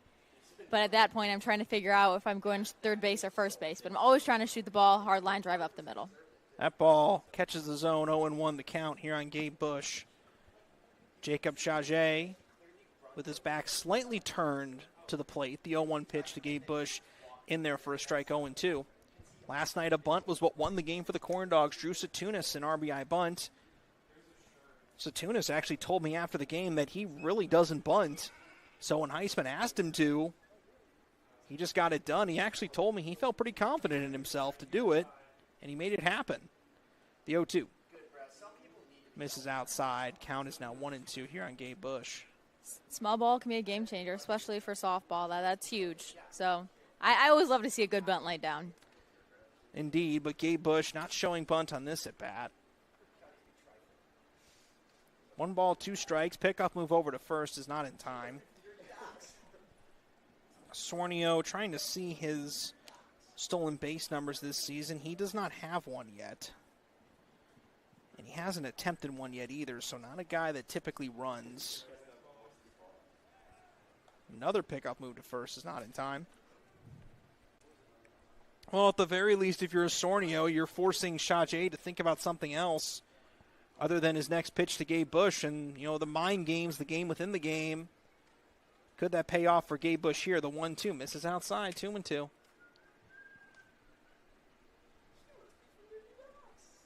The thing is, Moira, is when you're ahead of the count on the hitter, yes, you want to try to get them to chase, but you don't want to throw pitches that are not competitive. That's the biggest thing as competitive pitches. It may be a ball that starts in the zone and breaks out. That could be a 2-2 pitch, foul, and Drew Satunis backs out of the way of that one. That could be a key. Something as a pitcher is getting your pitches to look like they're strikes and tail last minute when you're behind, when you're up 0-2 or even 0-1. Yep. I mean, if you have a pitch that right as soon as it leaves your hand, it's sailing away, that's not a pitch a batter's going to swing at. 2-2 pitch. Strike 3 called on the outside corner. Gabe Bush does not agree with that. I'm not going to lie. I think he has a point. I think so, too. It looked a little bit off the plate, but, 0-2, sometimes you got to make your zone a little bit bigger. Yeah, sometimes you do. I'm just saying, from what I've seen tonight, I've seen sometimes those pitches on the outside corner have not been, and it's been on both sides, haven't quite been called always, so that pitch missing just a little bit. One way, that pitch way outside is Zach Wright. Count is 1-0.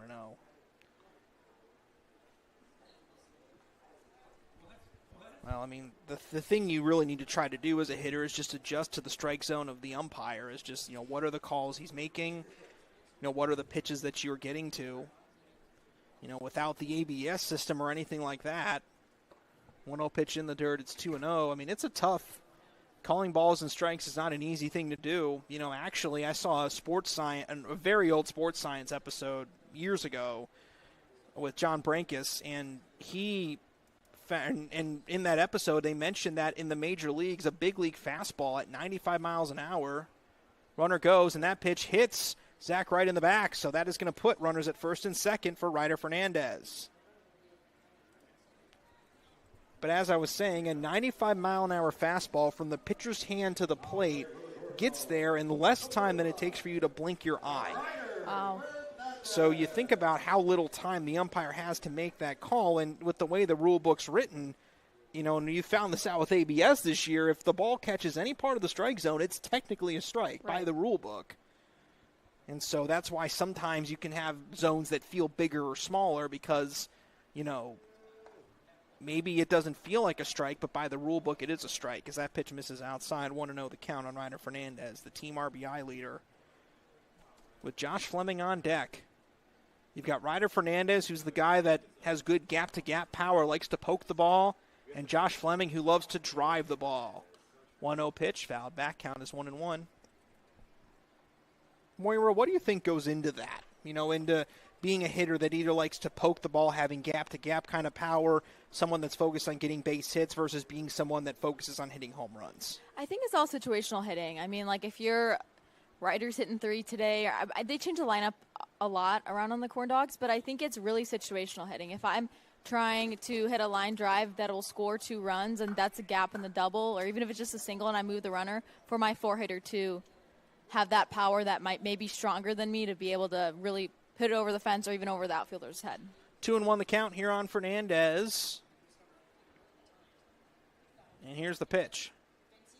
Swing and a blooper out over into right field. Charging inward is Sarkey. That falls in for a base hit. He throws it into second to Zach Wright. That one gets away from the second baseman, but there is Aiden Kriesbaum to field it at third. And it's going to be a single for Ryder Fernandez. The bags are loaded for Josh Fleming. Josh Fleming had a 2 RBI single back in the first inning, and he has a golden opportunity to give the Corndogs the lead here in this 4th inning. That'd be huge, their first lead of the game. Josh Fleming's a guy that's looking to drive the ball. He's a guy that had a tremendous first collegiate season out at Grand Valley. Here's the first pitch to him. In the dirt, count is 1-0. He has 2 home runs this season. The Corndogs as a team have hit 10 home runs. That's a home run roughly every 2 games or so. Every 2 to 3 games, roughly. 1-0 the count. That pitch misses outside, and that's a balk. They called a balk. And that'll score a run. Jonathan Osornio scores, and we're tied up at 5. Unconventional way to score a run, but still, it's a balk. Moira, what did you see there that may have called the balk on? Honestly, I'm not the best with balks. So they don't have balks in softball, No. so truly, that's the one thing in baseball that I kind of have a hard time understanding. No. I know it's trying to pick off and the way you turn your shoulders, but other than that, I'm not the best balk knowledge. All of a sudden, Fleming, a base hit here, gives the Corndogs the lead, and is that another balk? No, that's a pitch clock violation. So the count moves to 2-0. It was no pitch. A balk means no pitch. So it's 2-0 the count. There is a pitch clock in this league. Now the pitcher can't see it. Yeah, the pitcher can't see it. There has to be Yeah, it's up to the umpire to signal to the pitcher what the pitch clock is. We haven't seen a pitch clock violation yet this season, but it is in the league. 2-0 pitch. And that's in there for a strike. 2-1. Yeah, that's something you don't see much in this league, but yes, that does exist. 2 balls, 1 strike on Josh Fleming. Chaje looks in and delivers. Golfs that one foul off to the left. Count is 2-2. That was something interesting that you noticed when the pitch clock first came out in the big leagues, was that there were pitch clocks in a lot of leagues around the country that oftentimes just weren't enforced or weren't known about. They were in the rule book, but you just didn't see them enforced much, or there was no real way to enforce them. Pitch clocks have been a game changer, but MLB Cubs games are so much faster now than normal with the no pitch clock. You even have a pitch clock now in college, too. 2-2 to Fleming. Chopper to the left side, and it stays fair. Griesbaum fields it, throw to first, and they get Fleming at first. There was no way either of the base runners could advance. And that's out number 2, and that brings up Zach Sharkey.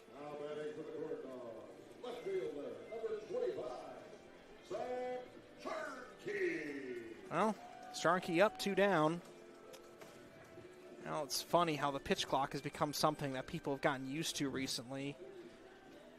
I will say this much, and my personal thoughts on the pitch clock are this. I feel like if you're, I'd have a problem with shortening the game if you were taking away baseball situations, but you're not. You're eliminating the dead time between baseball situations.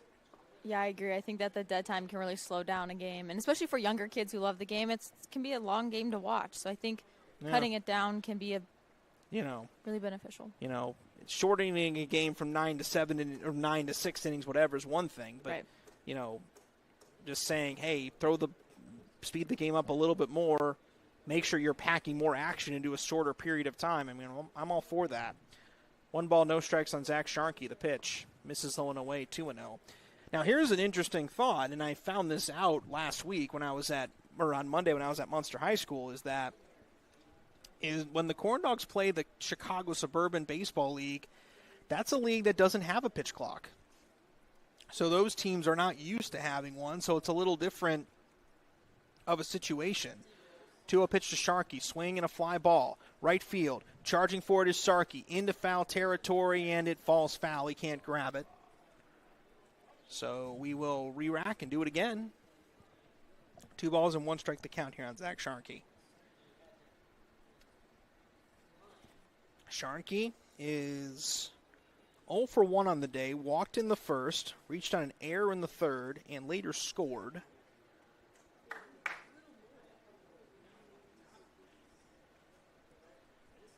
Sharkey currently on a 5-game hitting streak. His last game without a hit came against Southlake on June 19th. So he's looking for his first hit against the Ironhawks this season.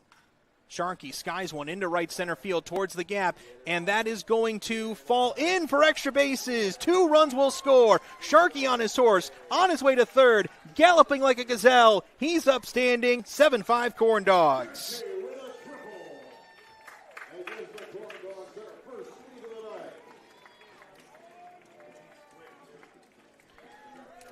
Well, Moira, the thing we like to talk about in this game is speaking things into existence.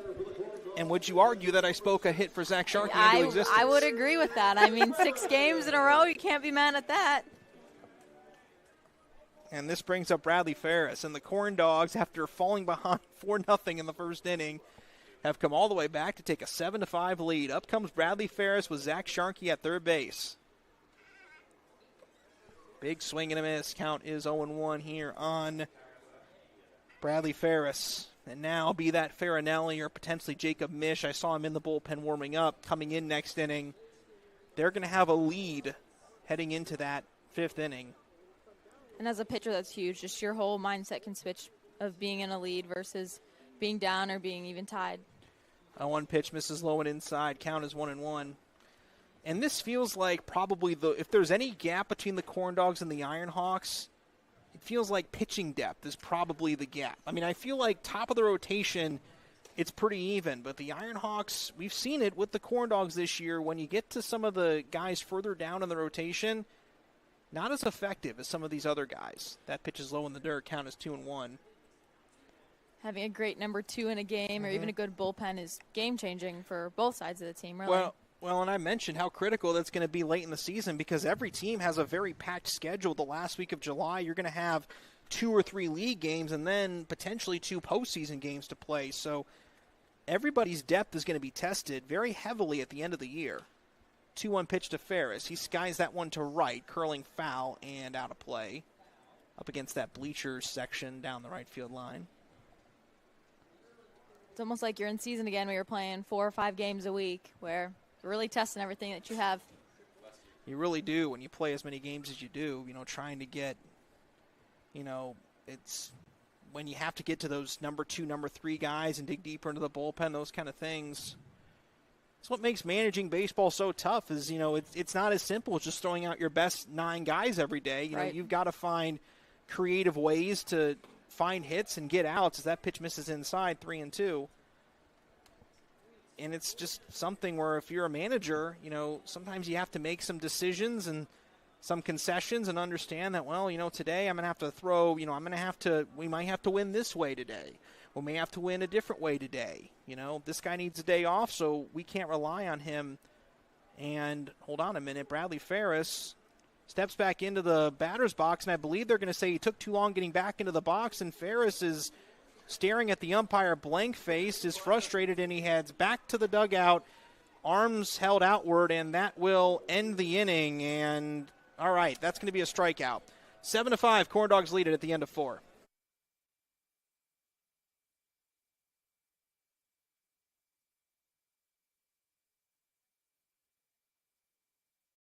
Ultimate party experience? Bring the excitement with Game Truck mobile video game feeders. Action-packed laser tag and gel tag battles, bounce houses, epic foam parties, and unforgettable photo booth fun. Perfect for birthdays, schools, festivals, team bonding, and community events. We bring the fun right to you. No stress and no mess. Book your party today and make memories everyone will be talking about with Game Truck.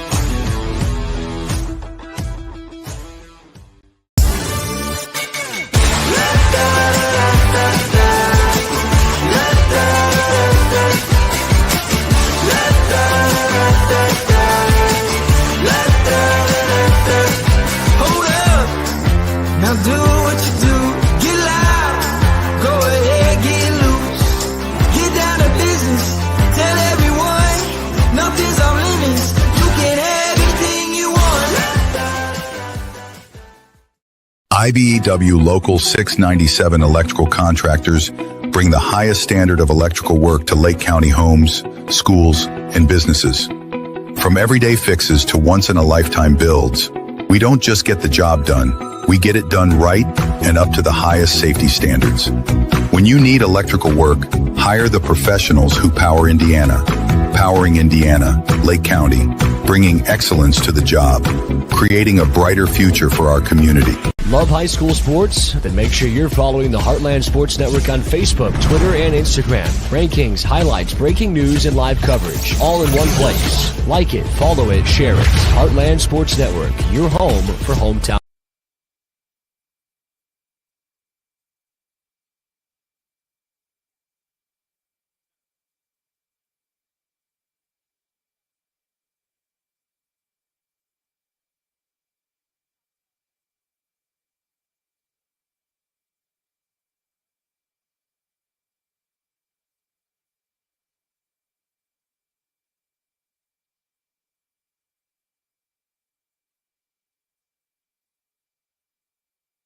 Back here at Legacy Fields here in Crown Point, Indiana, we will pass along to you a pitching change sponsored by IBEW Local 697. Jacob Mish is on the mound, the Corndogs leader in innings pitched. He's given up only 2 earned runs across 20 innings. He's been very effective this season.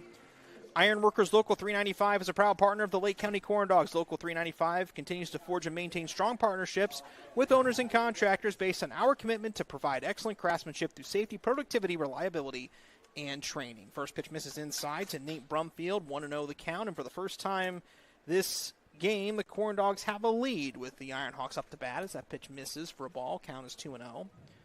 Mish in his last outing against Post 94 on July the 2nd, pitched 4 shutout innings and did not give up a walk or a hit. No base runners given up. 12 up, 12 down. But right now it's a 3-0 count here on Nate Brumfield, coming off of an outing on the 27th against Little Calumet where he gave up the only runs he's given up all season.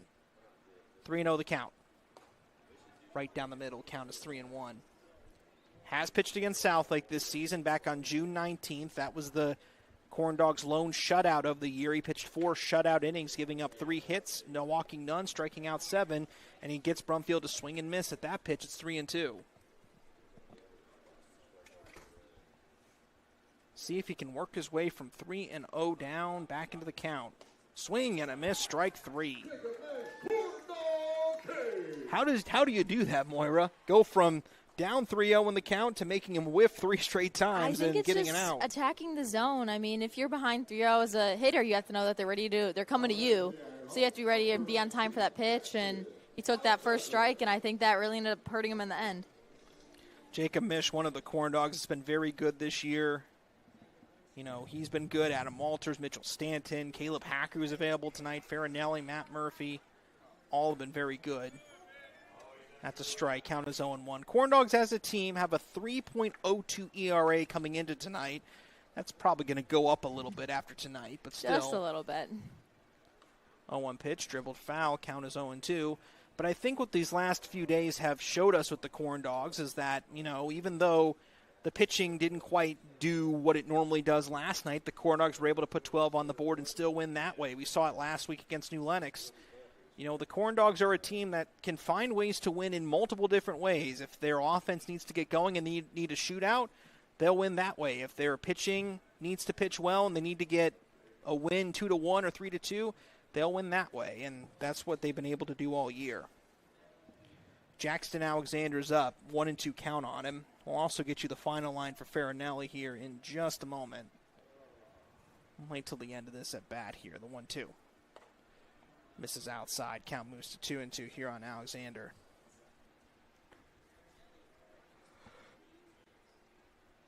Two and 2 with 1 away. Corndogs up by 2. Jacob Misch turns, kicks, and fires. Just missed low. It's 3-2. Pitch looks good. A little bit low, I'm thinking. Not a bad looking pitch at all, but missed a little low. 3 balls, 2 strikes. The pitch. Swing and a miss, strike 3.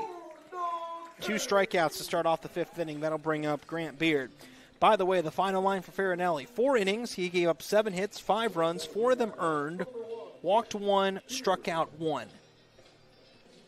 Finished with 79 pitches. Overall, not the outing he was looking for, but he did settle in after the first inning. And here comes Grant Beard. He's 2 for 2 with 2 singles so far tonight. Misch throws a strike. And their count is 0-1. No balls and 1 strike. Tyler Blair here is on deck. That pitch misses outside.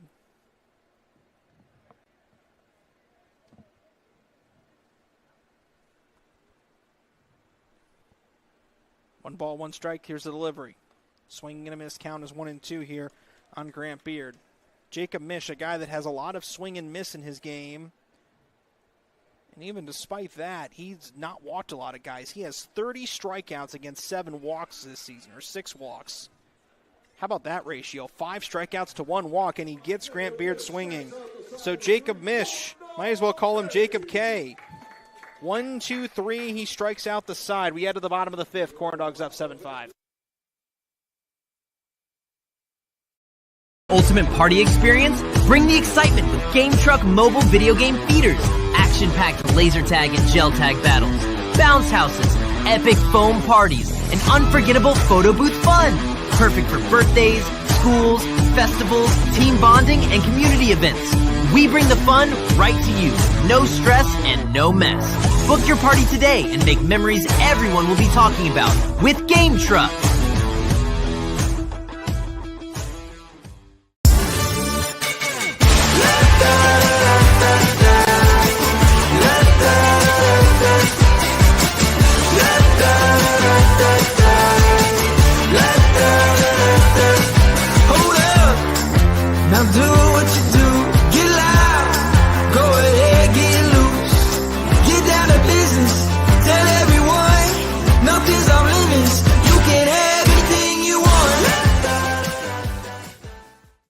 IBEW Local 697 electrical contractors bring the highest standard of electrical work to Lake County homes, schools, and businesses.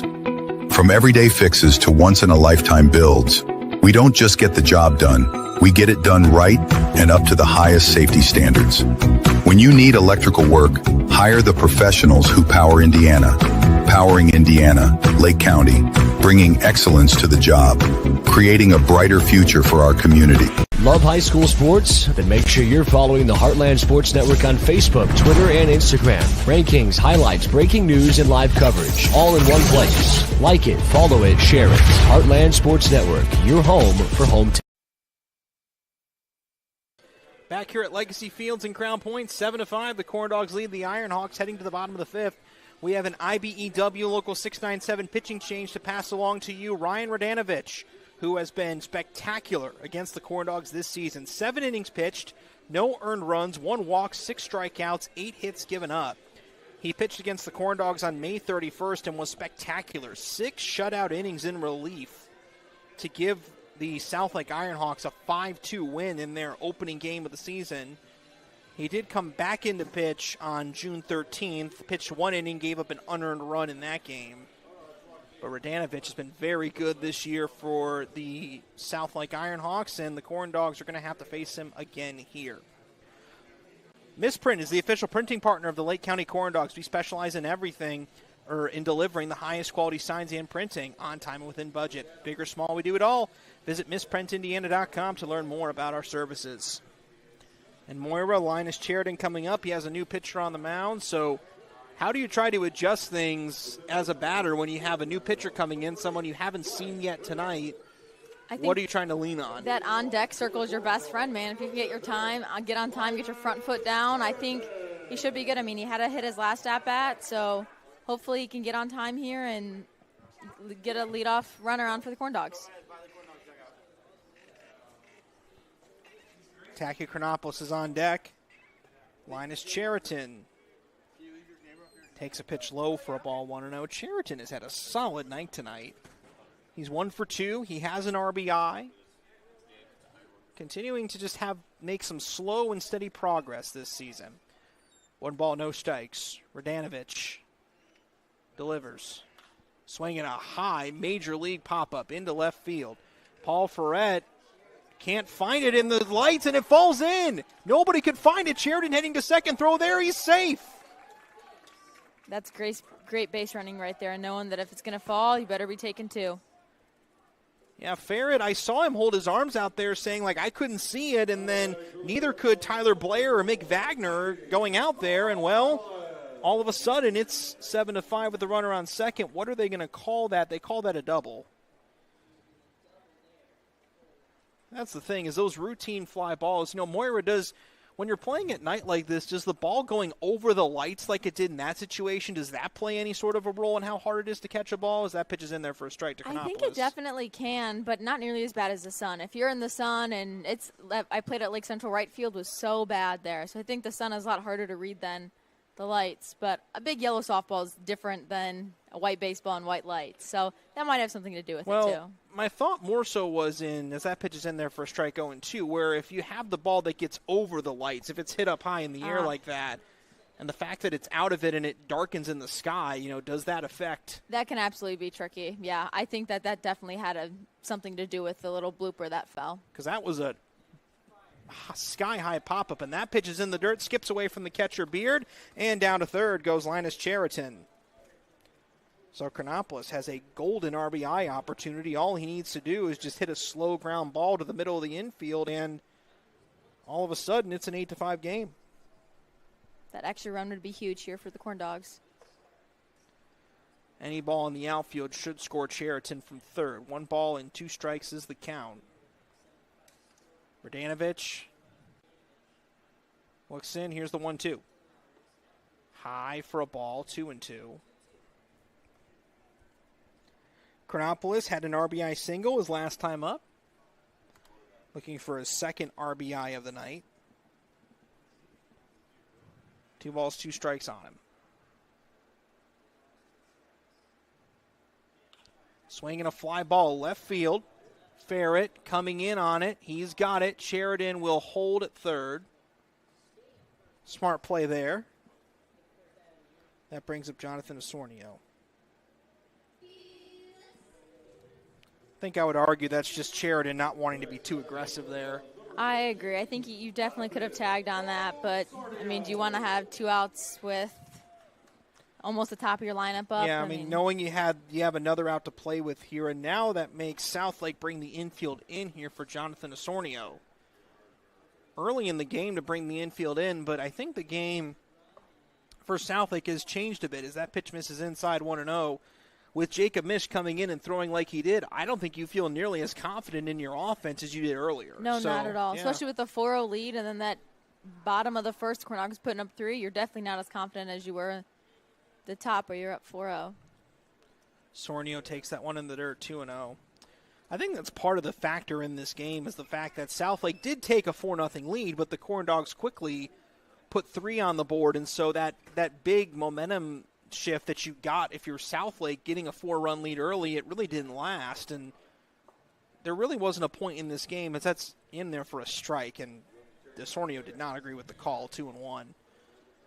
I mean, this game, even though it was 4-0 early, never really felt like it was Southlake in total control, really at all. No, the Corndogs did a good job chipping away each inning. I think they only put a 0 up in the second. Other than that, they've been chipping away each inning, and maybe down 4-0, but then you're only down by 1 by the end of top of 2. So it's huge.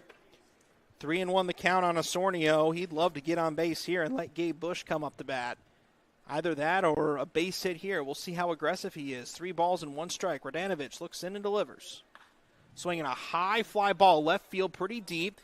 Ferret going back, rounds off his route just shy of the track, and he makes the grab. Sheridan tags from third. He will score easily.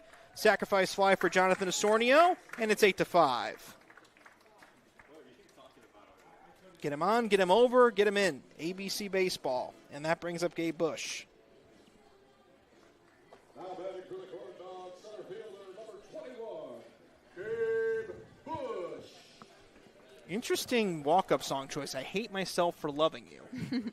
It's 80s night, man. It is 80s night. I'm trying to think why that would make sense for a walk-up. I'm trying to think what baseball thing could I compare that to. While I think about it, we'll talk about Off Square Brewing. Off Square Brewing is the official brewing partner of the Lake County Corndogs. At Off Square Brewing, we strive to be just that. Off Square, we think and brew outside the box. Off Square Brewing sponsors our beer garden at the little, I guess, covered area in between the fields here. What do you call that? I'd say pavilion. The pavilion. That's what you call it. Yeah. I couldn't think of the word for pavilion. 1 ball, no strikes. That pitch misses outside 2-0. You know, the thing that's most frustrating as a broadcaster is that you have to think on the fly a lot. And whenever you have a word that you know what it is, but you forget what it is at the same time, that's incredibly frustrating. 2 balls and no strikes on Gabe Bush. And that's where you get a lot of the interesting sayings you get from broadcasters. 2-0 pitch misses outside, 3-0 to Gabe Bush. A walk here would be huge just to get someone out with 2 outs. Hopefully the top of the lineup could produce another run here. These are the guys coming up that you know can do damage. 3 balls and no strikes the count on Gabe Bush. Radanovic misses with ball 4. Inning stays alive. Zach Wright is up.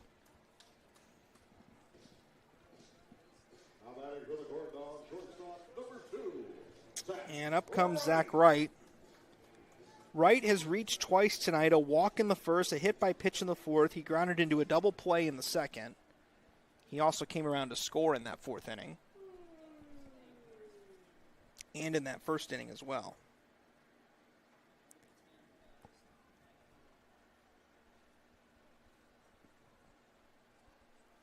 First pitch to him, right down the middle, count is 0-1. Ryder Fernandez on deck. Should Zach Wright find a way to reach? As darkness has fallen here over Legacy Fields and Crown Point. Pretty lucky we've gotten with the weather this week, especially after early in the week, as here comes the 0-1 pitch.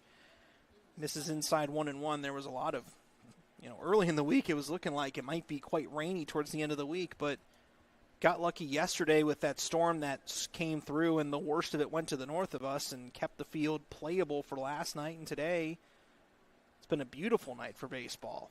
1 ball, 1 strike. Pickoff move to first, misses. This has got to be my favorite weather to play in, for sure. No sleeves, you're not too hot. It's got to be perfect.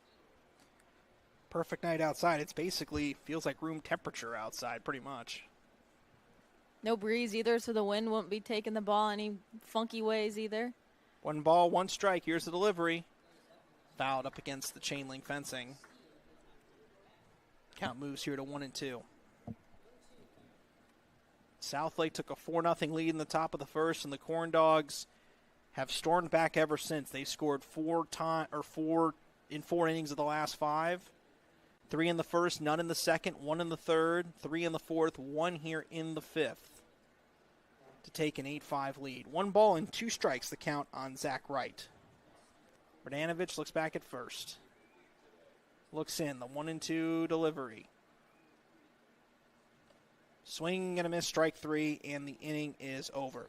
But the Corndogs are able to extend the lead thanks to the Osornio sacrifice fly. We head to the 6th inning. Corndogs lead it 8-5. Did you know? They decorate over 210,000 cakes a year. Did you know? Their butcher will cut your meat your way. Did you know? They have trained floral designers in store.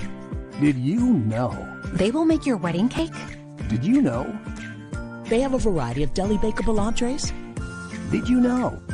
Their online app has coupons and so much more. Who does that? Strachan Van Til. Now you know. Headquartered in Maryville, Indiana, Centier Bank continues to play a pivotal role in every community we serve. Beginning with a single location in 1895 to serving 13 counties across Indiana, Centier Bank has championed a workplace of community building, philanthropy, and financial education to enrich the lives of individuals and businesses in the communities we serve.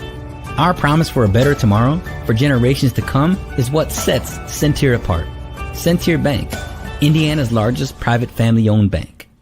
If your business wants to reach real customers in real communities, the Heartland Sports Network is where you need to be. With thousands tuning in every week across Indiana and beyond, your message plays alongside the games people care about most. Connect with families, alumni, parents, and the next generation of local leaders. Digital ads, in-game features, branding opportunities. We'll build a package that fits your goals. Advertise with the Heartland Sports Network. Visit heartlandsportsnet.com or contact us. Back here at Legacy Fields in Crown Point. The Lake County Corndogs hold an 8-5 lead over the Southlake Ironhawks. I'm Josh Lepowski. Mason Waters joining us here for the 6th inning onwards. Looking to gear up without breaking the bank? Come to Play It Again Sports in Maryville. We buy, sell, and trade new and used sports and fitness gear every day. Whether you're scoring your first glove, upgrading your home gym, or clearing out your garage, we've got quality gear at the prices you'll love. It's that small-town sports feel with a big-time selection. Play It Again Sports in Maryville, your local sports store. Thunderstruck playing as we head into the 6th inning. It's a great song. As Tyler Blair comes up, I will say this much, and this is coming from someone who actually grew up a Cubs fan, admittedly, but I will say there's nothing in baseball quite like Thunderstruck with the White Sox, especially when they're good. Yeah. I mean, in the postseason a couple years ago when they had it before the game, it was pretty incredible. Oh, yeah. First pitch in there for a strike to Tyler Blair. Count is 0-1. Jacob Mish struck out the side in the 5th inning. Looking to do the same here in the 6th. 0-1 pitch, swing and a foul back. Count is 0-2. Quickly off to that start there. Yep.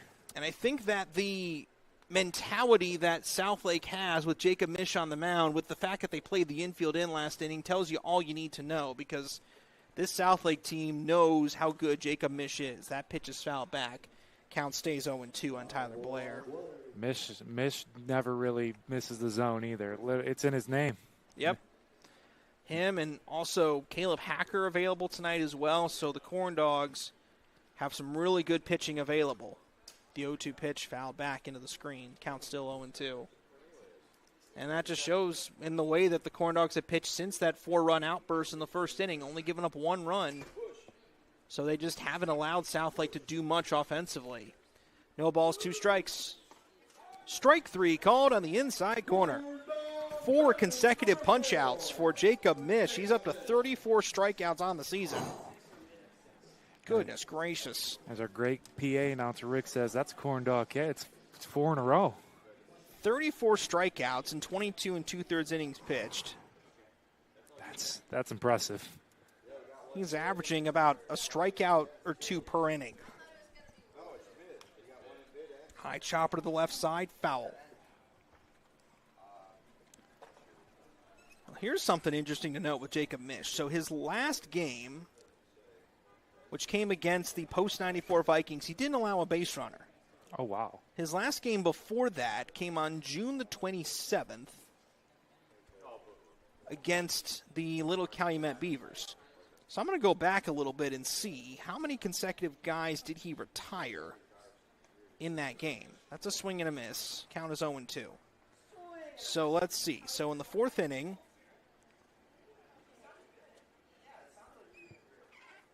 so he retired 3 in a row in the 4th inning of that game.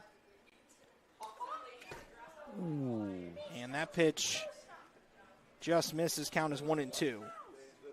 So he pitched innings. Yeah, he pitched innings 4 through 6 in that game. So I'm trying to go back through here as that pitch is grounded into left field for a base hit. Well, that's irrelevant now. A single for Tyler Blair. So here we go. So 12 plus 4, that's 16 guys in a row sent down. Then he pitched through the 7th inning against the Beavers that night. 3 in a row, so that's a 19 in a row. 20, 21. He had just retired 21 batters in a row before that base hit to Paul Ferret. That is impressive. That is, wow. That is very impressive. You can't teach that. That's a strike. Count as 0-1 here to Mick Wagner. And as you start to think about, the postseason coming up in a few weeks, you start to think about which guys are you going to be able to rely on for that postseason push, and who are the guys that you're going to see on the mound in the postseason. Jacob Mish is undoubtedly a guy. I'd be very surprised if he isn't at least isn't in the conversation for it. 1-1 the count here on Mick Wagner. Could possibly see him start closing out games too. We'll see. Caleb Hacker's been pretty effective at that. 1-1 pitch, big swing and a miss, and that's strike 2. And say, yeah, we got a nice closer in Caleb Hacker too. So the Corndogs pitching staff, like as we said, they do, and I think that's probably the biggest difference between these two teams, and at least from what I've seen from Southlake when they played the Corndogs, is that the pitching depth, I think, is really where their separation happens with the Corndogs. 1-2 pitch, fouled off to the right. Count is still 1-2. No, I would definitely agree. Well, and I was even talking with Ralph in the preseason, and he told me this, back in May. He told me how, he believes this is a Corndogs team where their pitching staff is going to be, that's going to be what wins or loses games for this team this year. And I think the Corndogs pitching has been so incredibly consistent, and so many guys have been a part of that they've been able to make things happen. Go on these streaks like this and limit their opponents to like 4 or 5 runs a game. 1 ball, 2 strikes the count on Mick Wagner.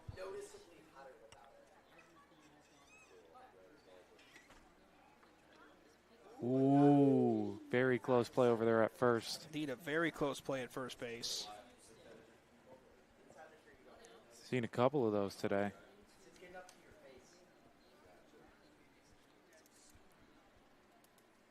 One ball, 2 strikes. Mish looks in. Strike 3 called, a beautiful breaking ball. 5 outs, 5 strikeouts for Jacob Mish. He is, without a doubt, putting himself in position for that player of the game. Oh, 1,000%. He has come in and just shut things down again for Southlake. It's me and Cornelius, high five over here. love having Cornelius up here in the booth with us. Big project or small, the right electrician makes all the difference. From home renovations and security upgrades to major commercial construction, IBEW Local 697 electrical contractors have the experience, skill, and commitment to safely get the job done right. When quality matters, trust the professionals who power Indiana. Visit poweringindiana.org today. Powering Indiana Lake County, bringing excellence to the job, creating a brighter future for tomorrow. I think between innings, we just played their sponsored game. Tanner Miller fouls that one off. Count is 0-1. Powering Indiana, IBEW Local 697 also sponsors our pitching changes. Played against Ford sponsors Home Runs, Hard Rock sponsoring the final score, and then Ironworkers Local 395, our player of the game. Love our sponsors here at the Lake County Corndogs. Indeed we do. Couldn't do it without them. No, we couldn't. High for a ball. Runner goes. So to second, skips past Sheridan. Zach Wright, though, able to barehand it to keep Ferret from going beyond second. And the count is 1-1. It's a really nice play by Wright to back him up there. Looks like Sheridan got. Yeah, he did a little bit. Seen Sheridan a couple times tonight. Saw him bobble some balls at second base. Was able to keep it in front of him, though, to make it not be a catastrophe, but have seen that happen a couple times tonight. Mm-hmm. 1 ball, 1 strike, 2 down, Miller up. Mish on the bump. Looks back, looks in, the pitch. Fouled back, 1-2. How about 6 strikeouts in 2 innings for Jacob Mish? That would be impressive. That'd be very impressive. As you said, that would definitely, he's already in the running for player of the game. So I think that would give him even more consideration. 1 ball, 2 strikes. Liked what Bradley gave him. Here's the pitch. Swing and a miss, strike 3. Strikeout number 6 for Jacob Mish. The Ironhawks leave a runner stranded. We head to the bottom of the 6th. Corndogs 8, Ironhawks 5. Did you know? They decorate over 210,000 cakes a year. Did you know? Their butcher will cut your meat your way. Did you know? They have trained floral designers in store. Did you know? They will make your wedding cake. Did you know? They have a variety of deli bakeable entrees. Did you know? Their online app has coupons and so much more. Who does that? Strachan Van Til. Now you know. Headquartered in Maryville, Indiana, Centier Bank continues to play a pivotal role in every community we serve. Beginning with a single location in 1895 to serving 13 counties across Indiana, Centier Bank has championed a workplace of community building, philanthropy, and financial education to enrich the lives of individuals and businesses in the communities we serve. Our promise for a better tomorrow for generations to come is what sets Centier apart. Centier Bank, Indiana's largest private family-owned bank.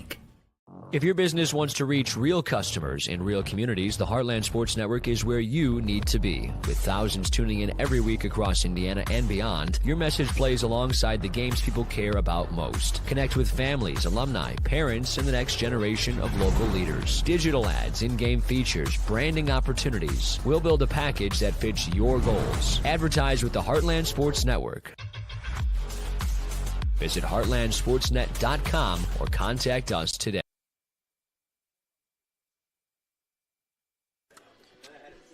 We head to the bottom of the 6th inning here at Legacy Fields. Corndogs lead at 8-5 over the South Lake Ironhawks. I'm Joshua Lepowski. He is Mason Waters. And the Corndogs trying to see if they can get themselves some insurance here and also get themselves a little closer to taking sole possession of first place in the Region Collegiate Baseball League. That's what's on the line here tonight. And also the Corndogs potentially, if things break right, have a chance to clinch home field advantage for the first round of the Region Collegiate Baseball League playoffs this weekend. That could happen. I'll run through that scenario in a second. Fernandez drives that one to right center field into the gap. That's going to fall in for extra base as it rolls all the way up against the base of the wall. Fernandez on the way to second. He's on his horse on the way to third. Throwing up the stop sign, throwing him down on a slide is Caleb Hacker. A sliding triple for Ryder Fernandez to lead off the 6th. The player manager does it again. How about that for Ryder Fernandez? He really has done a good job playing managing tonight. He's been able to, masterful work keeping Farinelli in and putting Jacob Mish in when he did. Masterful managerial work and also a couple hits on the field. Hopefully we can get him up here for some questions after the game. I was talking to him before the game, and he said he felt like Pete Rose, who was the last player manager in baseball. And then, well, we all know what happened after that. We don't. That pitch misses low, 1-0 to Josh Fleming. Pete is not very much talked about in the baseball community. Well, the late Pete Rose, I should say. Yes, the late Pete Rose. One of the greatest baseball players of all time. Truly. Arguably the greatest hitter of all time. Yeah. 1-0 pitch misses inside 2-0. I mean, when you talk about greatest hitters, you think of guys like Ted Williams, Tony Gwynn, all up there. Pete Rose is in that conversation, regardless of what his actions were off the field and regardless of what he didn't do, what he got caught doing. Great player. Yeah. Swinging. That's a fly ball. Left center field. Charging in for it is Ferret. He's got it. Tagging from third, Fernandez. Ferret turns around, throws it home, and the throw will be cut off. Fernandez scores. Sack fly Josh Fleming, and it is 9-5. Corndogs have come back and opened this game up in the later half of the innings. And up comes Zach Sharkey. He had a 2 RBI triples last time up. I believe the one inning the Corndogs have not scored is the second inning. I'm going to drop some lore on you for a little bit. Okay, all right. Okay, Let's so do this. the walk-up song for Zach Sharkey that last time up was Video Killed the Radio Star. First pitch misses inside 1-0, which, by the way, was the first music video on MTV. Okay, so that's a cultural reference. But the guy that was playing the keyboard in that music video is a guy named Hans Zimmer. Okay. Now, if you know Hans Zimmer is a very famous movie soundtrack composer. He has composed soundtracks for Interstellar, Gladiator, Inception, The Lion King, Dune, The Dark Knight, amongst others. I was going to say, that's just the few I'm seeing on the screen right now. Wow. Yep. So if you want some lore, Hans Zimmer was in that music video. That pitch misses low 3-0 to Zach Sharkey. Hey, you want some 80s trivia? There's some 80s there trivia you go. for you. I mean, those are some of the biggest movies of all time. They sure are. Hans Zimmer, John Williams, obviously, how incredible he is as a movie scorer, and that pitch is in the dirt for ball 4, so Sharkey reaches on a walk. So there's an interesting note for you. Cultural reference. As up comes Bradley Ferris. I grew up, my dad, Gen Xer, my mom too, they were kids of the 80s, so, I was able to get cultured in some 80s in some 80s trivia when I was growing up. Okay. I was going to say, my dad was also born in the 80s too. They were my parents were coming of age in the 80s. They were teenagers, and, so that was really their adolescence was in the 80s, yeah. So they know it. I like to joke that my dad still wishes it was 1985. Especially with technology, too, the way he handles it. Hey. 1 away, Bradley Ferris is up, first pitch. Ooh. And that one up over his head. Count as 1-0. No, yeah, my dad grew up in the 80s, too. Born in 79, I want to say. Can't exactly remember the year. Sorry, Dad, if you are listening right now. But, my dad's big-time 80s horror fan, too. Big-time 80s horror fan. My dad's a big 80s rock and roll fan. There we go. That pitch misses low and in. Count is 2-0. So that means I got people like Bruce Springsteen, Bob Singer, R.E.M., a lot of those guys. Tom Petty. I listened to a lot of those guys in the car when I was growing up. Those are a lot of the greatest music artists of that generation and in general. Swing and a miss. Count is 2-1. And I feel like music in general, it seems like we live in a generation that's just incredible for music, knowing that so much music is available right at your fingertips from all generations, all across time. You can indulge yourself in anything you want. 2 balls, 1 strike. Swinging a line drive down the right field line, foul. I was going to say anything is at your fingertips anymore, really, on your phone. It's crazy. It's also easier to find newer artists, too. Like, back in the day, it was a lot harder. You had to go out and find some small shows to try to see some of these smaller artists, but now you can find them and find some niche artists that fit your demographic, those kind of things that fit what you want, and it's great. 2-2 the pitch. Ferris offered at that pitch, and the umpire says he went around for strike 3, and that's out number 2. So Linus Cheriton comes up. I was going to say, Spotify even has a DJ now, like an automated AI DJ, who will just play you some of your stuff that's been in your rotation and show you some new stuff even that you haven't heard yet. Yep. So it's definitely crazy how much music has evolved. Indeed it has, as up comes Linus Cheriton. Cheriton is 2 for 3 tonight. An RBI, a single, a double, and a run scored. He's had a very productive night. Oh, yeah. That pitch in and out of the glove of Grant Beard. Count is 1-0. Corndogs have scored in 5 of their 6 turns to bat in this game. And what's just been a very, very good night for the Corndogs offensively. And, you know, it's just been the kind of night they've needed. 1 ball, no strikes. Here's the pitch. That's a strike. Count is 1-1. Especially after that first inning. Yep. Long way to go in this game, but if you're the Corndogs, you really wanted to use tonight to really establish yourself because, you know, we mentioned it, the Corndogs haven't really had a solid hold on first place throughout the year. Southlake's always been kind of nipping their heels and has been close. That pitch misses inside. Count is 2-1. But tonight you get yourself at least a 2-game lead, then depending on what happens on Sunday, could extend that, whatever. But, you know, still, I think it really kind of helps establish the Corndogs, and plus even bigger, this is even more important. 2-1 pitch, swing and a miss for Sheridan, 2-2. It was a really nice pitch from Radanovic. Yep. The Corndogs win this game, and they win the season series. That would be 3 wins in 4 games, and these two teams only play once more. That's not until July 27th. That's a road game in Dyer. So it's going to be a while before the Corndogs face the Ironhawks again. The 2-2 in the dirt for a ball. Count is 3-2 on line is Cheriton. I was going to say, yeah, that'll be a really not big game potentially.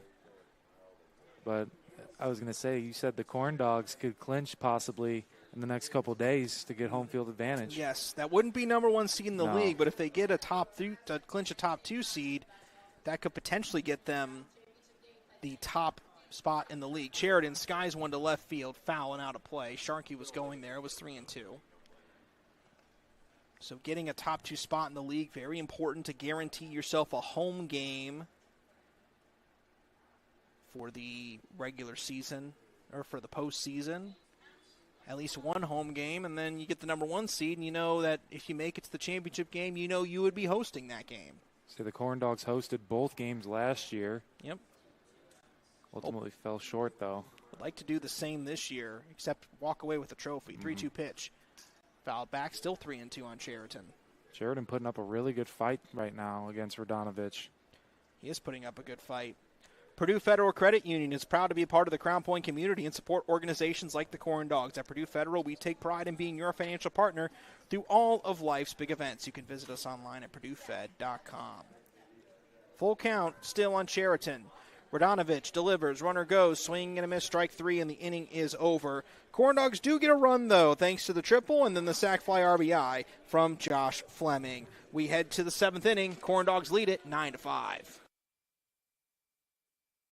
Ultimate party experience? Bring the excitement with Game Truck mobile video game feeders.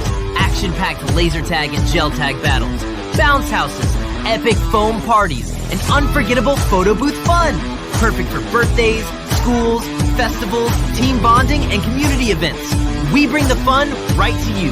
No stress and no mess. Book your party today and make memories everyone will be talking about with Game Truck.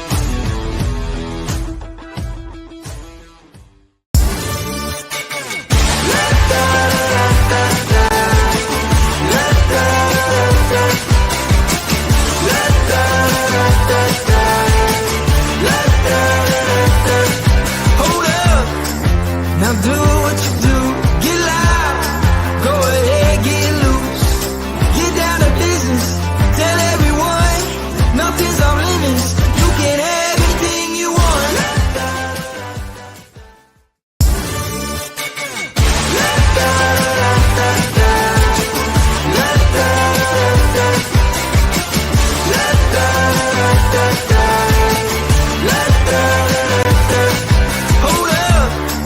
Now do what you do, get loud, go ahead, get loose, get down to business, tell everyone, nothing's off limits, you can have anything you want.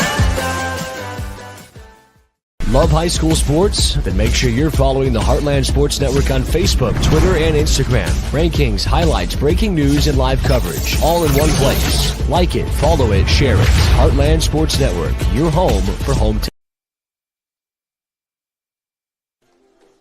We head to the 7th inning here at Legacy Fields. The Lake County Corndogs lead it 9-5 over the South Lake Ironhawks.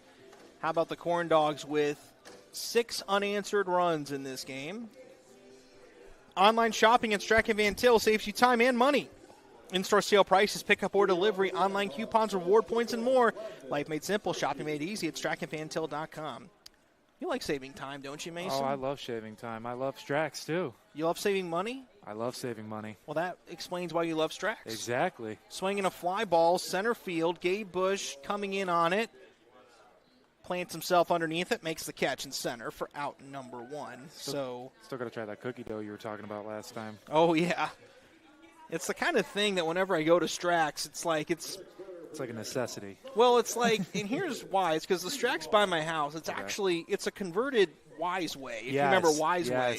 Yes. So it's not a very big building. So it's not like a huge it's not huge like some of the other Strax you'll see.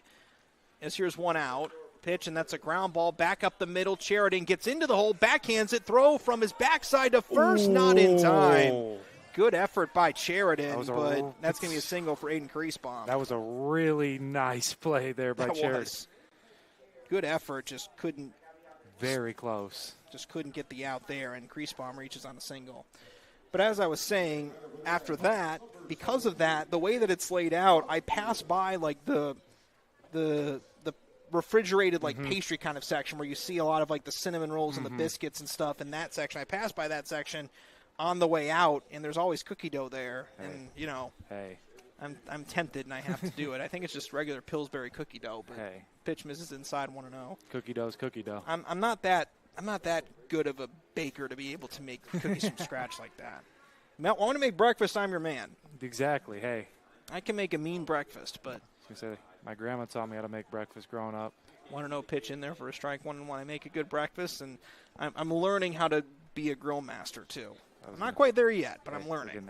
What's your favorite breakfast to make, though? If you could choose. Pickup move to first. That skips away from Osornio, so down to second. Goes Aiden Kriesbaum. He's going to go to third. And he is going to go to third as the ball rolled all the way towards the corner. So that's going to be an error. So a runner at third here with 1 away and Nate Brumfield up. Favorite breakfast to make, honestly, pretty simple. I love just eggs and bacon typically are pretty good, yeah. Respect that. You know, throw some pancakes on there as well. Typically if I'm making breakfast for my wife, though, I'll usually, the thing is like I like to fry bacon most of the time, but usually if I'm making breakfast for my wife, because I have to make so much bacon, you know, basically doubling how much bacon I have to make, you know, usually I'll bake it at that point, but even though I prefer to fry it, but you got to do what you got to do. Yeah, indeed. 1 ball, 1 strike to count here on Nate Brumfield. I was going to say there's a bit of I was kind of confused what was going on there, too. Trying to figure out, wondering how they were going to rule that or not. Well, it seems like it's just going to be an error. I was going to say, yeah. 1 ball, 1 strike to count. The pitch swinging and a miss to Brumfield. Count is 2-2. 2 balls, 2 strikes, 9-5. Corndogs lead it here in the top of the 7th inning. We thank you for joining us tonight on the Corndogs Broadcasting Network, whether that be on the Region Sports Network, the Heartland Sports Network, or the Corndogs Facebook page. 2-2 pitch, swing and a miss, strike 3. Strikeout number 7 on the night for Jacob Misch, and that brings up Jackson Alexander, who struck out twice tonight. He's 0 for 3. I was going to say, ever since Misch has come in, he has absolutely shut down this Ironhawks team. Happy to see all 3 streams tonight are all chugging the way they should. We'd love to see that here. Yeah. Glad to see that here this evening. First pitch, and that's a sharp fly ball. Well, foul off to the right side. A kid zone. There was nobody over there. See all the bouncy balls in the middle of the field over there. Oh, yeah, you sure do. Grant Beard is on deck if Alexander finds a way to reach the 0-1.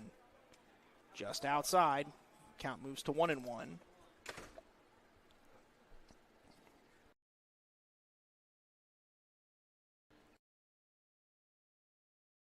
Mentioned that the Corndogs are their best crop of arms here tonight. Could be their best.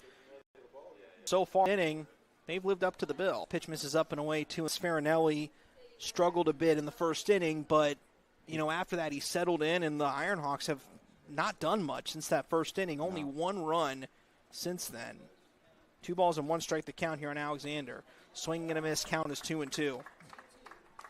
Dude, we got Deuces Wild too. 2-2 with 2 down, a runner on third. Jacob Misch wants to make this a happy 7th inning stretch. So if he can get a swing and a miss here, strike out his 8th batter of the night, that would send the fans into the 7th inning stretch happy. 2-2 the count, the pitch. Up and away, ball 3. 3 balls, 2 strikes.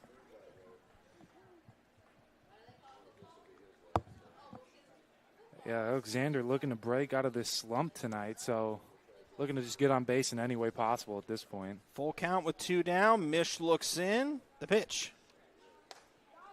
And that misses for ball 4. Pitch was off the plate.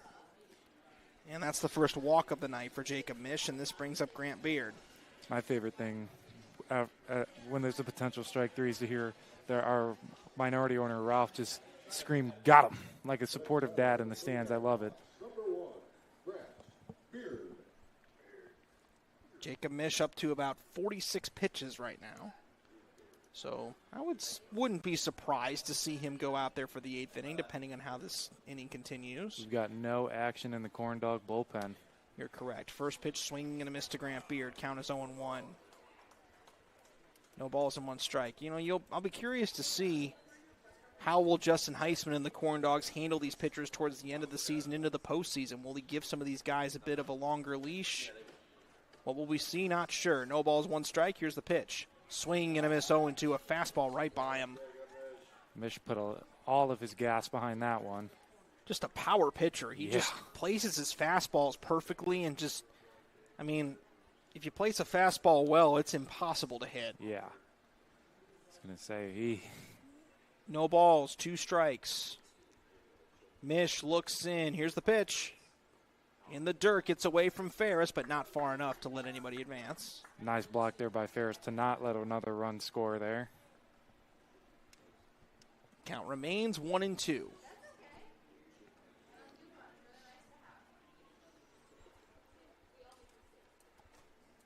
Beard back in. Misch.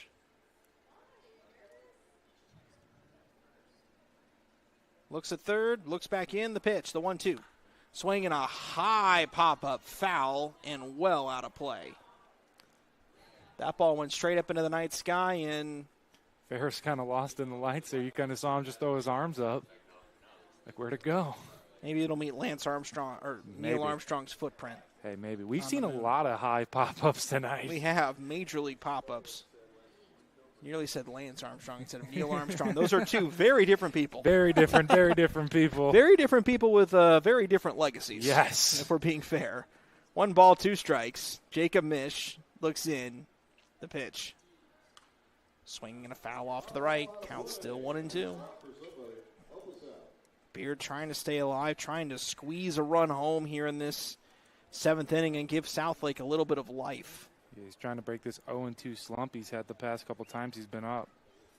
This difficult situation that Southlake has been in. Pickoff move to first is not in time. Sornio tried to hit him ball trick for a minute there. Faked a throw to first, and Alexander, I don't even think he knew. He was just trying to slowly get back up. I was going to say, that's the only time I've ever played it's only worked once. I don't know how we got it to work, but we got it. And it was the craziest, funniest thing to me. 1-2 with 2 down. Swing and a miss. Strike 3. Strikeout number 8 on the evening for Jacob Misch through 3 innings. That's we impressive. head to the bottom of the 7th. 9-5. Corndogs out in front. Ultimate party experience? Bring the excitement with Game Truck mobile video game feeders. Action-packed laser tag and gel tag battles. Bounce houses, epic foam parties, and unforgettable photo booth fun. Perfect for birthdays, schools, festivals, team bonding, and community events. We bring the fun right to you. No stress and no mess. Book your party today and make memories everyone will be talking about with Game Truck.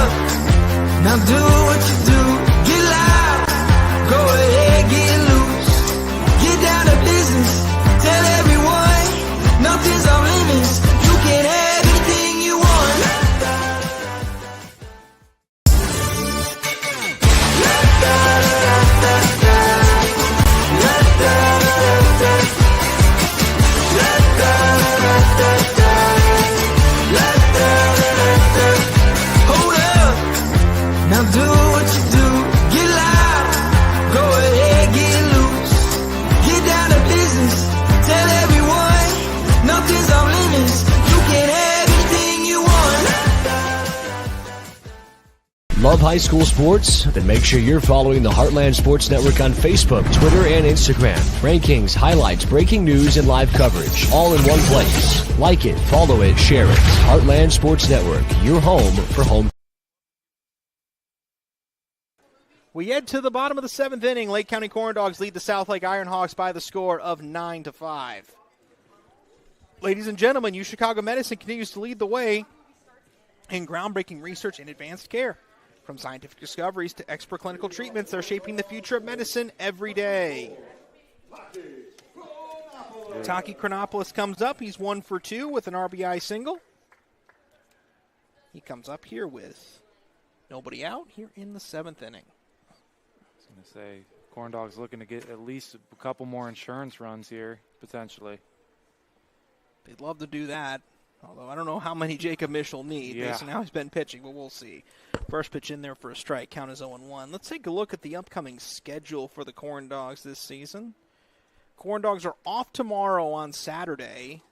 That's the last Saturday they're going to be off this month. They play the next 2 Saturdays after this, as Chronopoulos fouls that one off. Count is 0-2.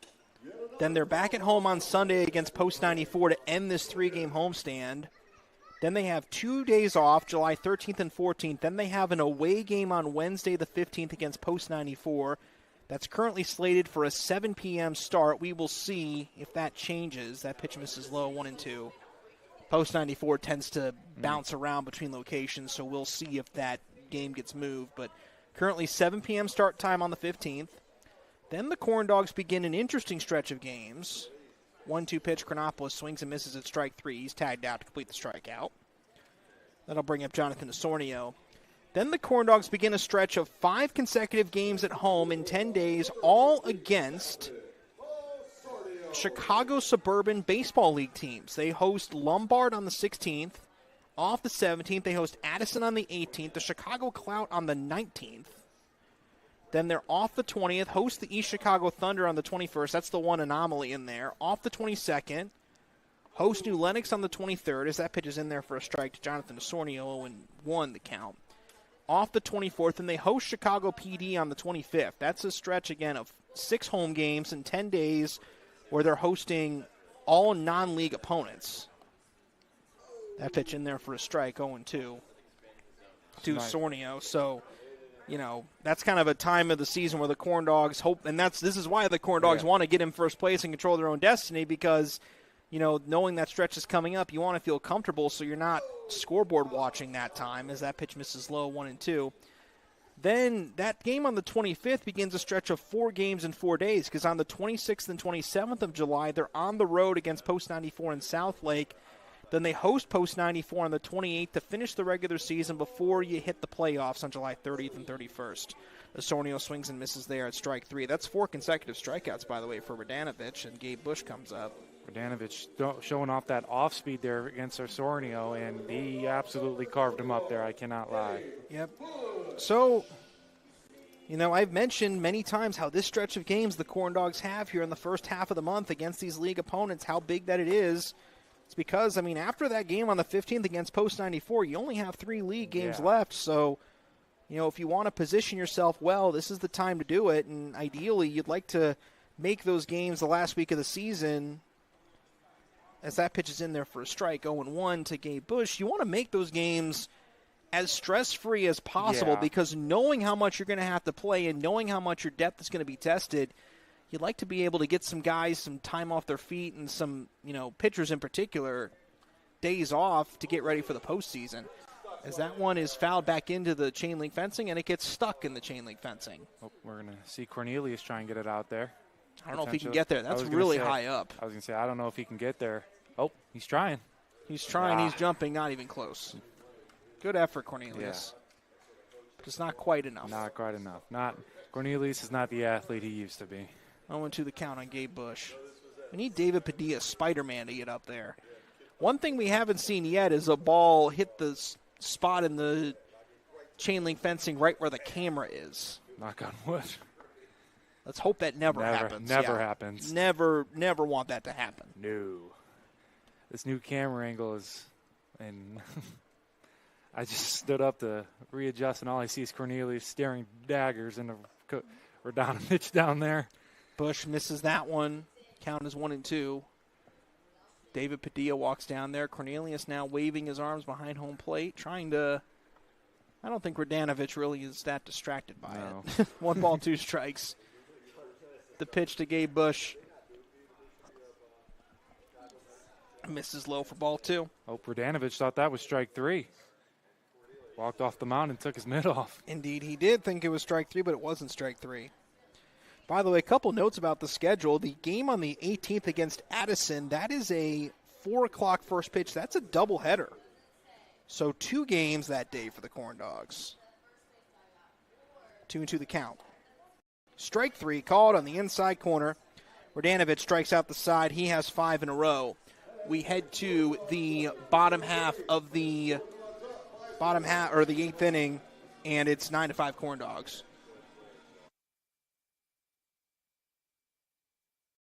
Keeps you busy and you can't get to the store? Shop online with Strachan Van Til To Go. Our to-go service is easy to use. Register using your rewards account information. Fill your virtual cart and choose delivery or pickup. Once your order is in, our own Strachan Van Til team preps your order with care. With our to-go service, you can earn reward points and save time and money with our online coupons and weekly ad prices. Life made simple. Shopping made easy. For more information or to sign up, visit shop.strachanvantil.com.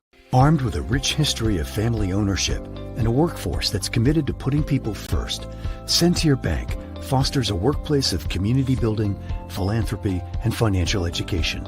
A long-lasting legacy of family ownership dedicated to generations of clients is what sets Centier apart.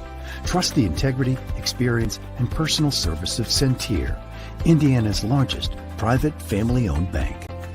For more information, go to Centier.com.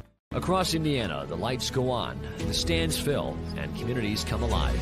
And every night, the Heartland Sports Network is there, showcasing the athletes, the rivalries, and the hometown pride that make our state special. Stream every game live on the Heartland Sports Network app and heartlandsportsnet.com.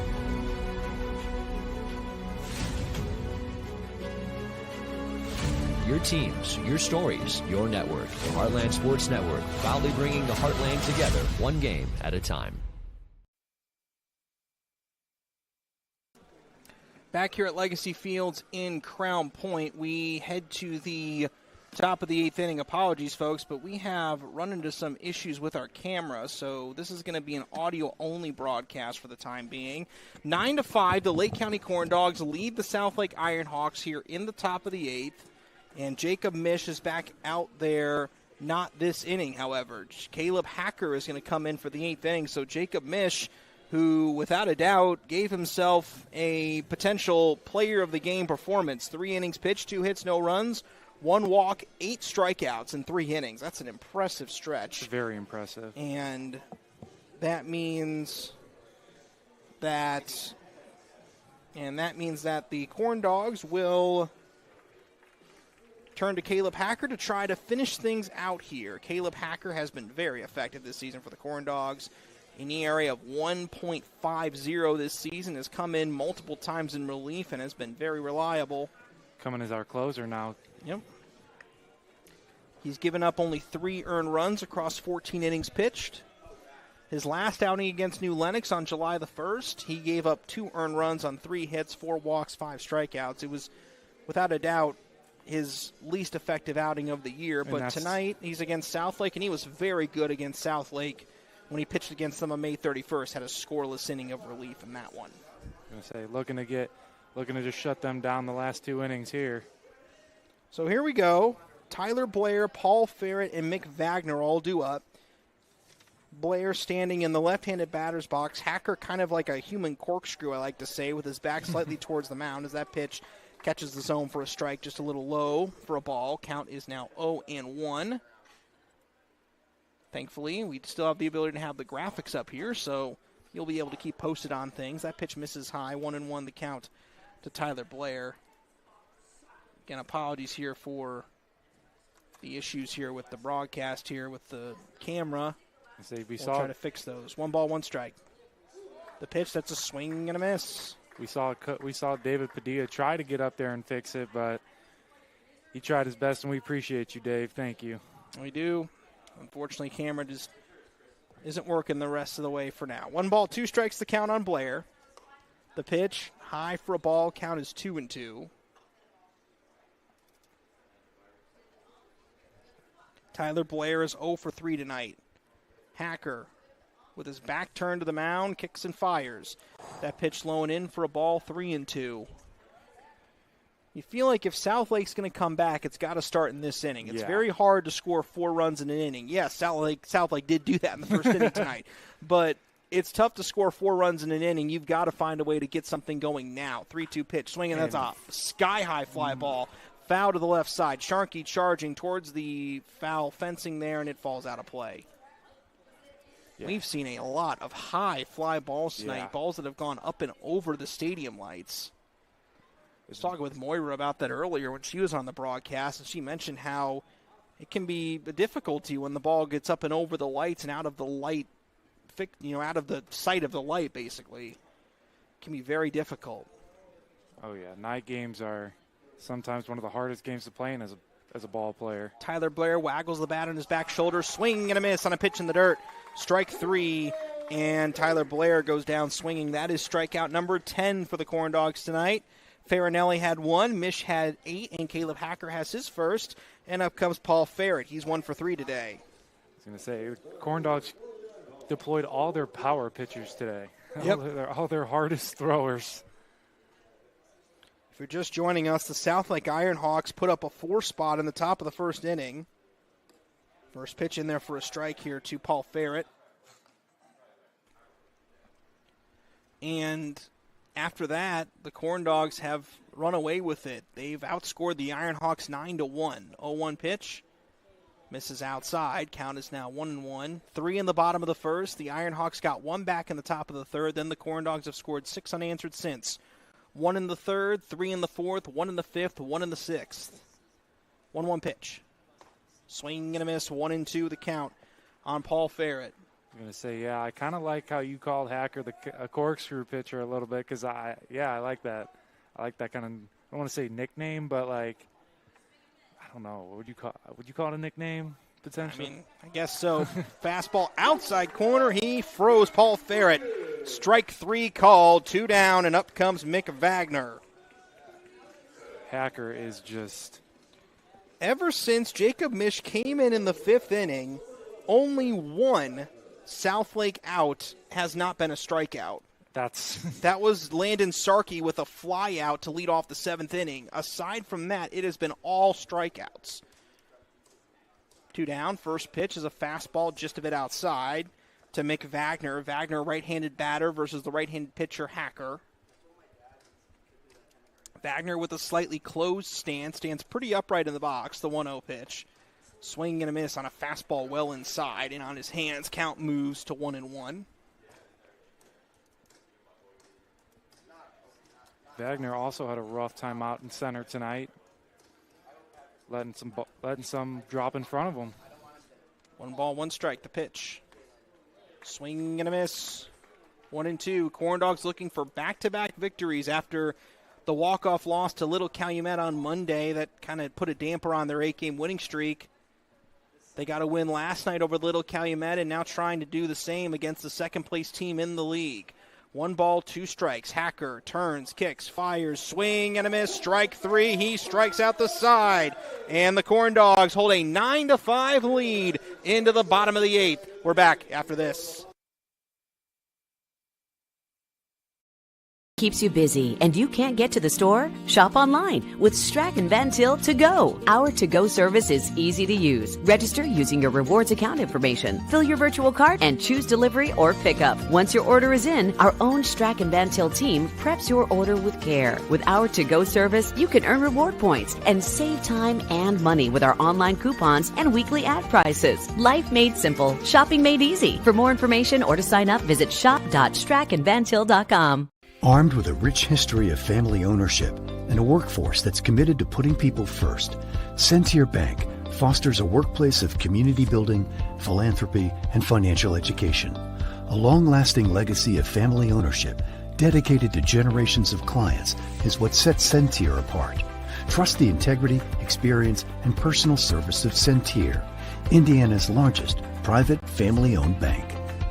For more information, go to Centir.com. Across Indiana, the lights go on, the stands fill, and communities come alive.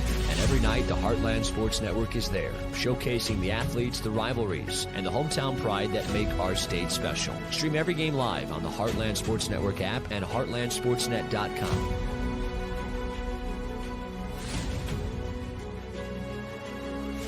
Your teams, your stories, your network. The Heartland Sports Network, proudly bringing the Heartland together, one game at a time. Back at Legacy Fields, bottom of the 8th inning about to commence. Corndogs lead it 9-5. New pitcher. It is in Ironworkers local, or IBEW local 697 pitching change. And the new pitcher, Jackson Alexander, to the bump. Jacob White takes over his position at first.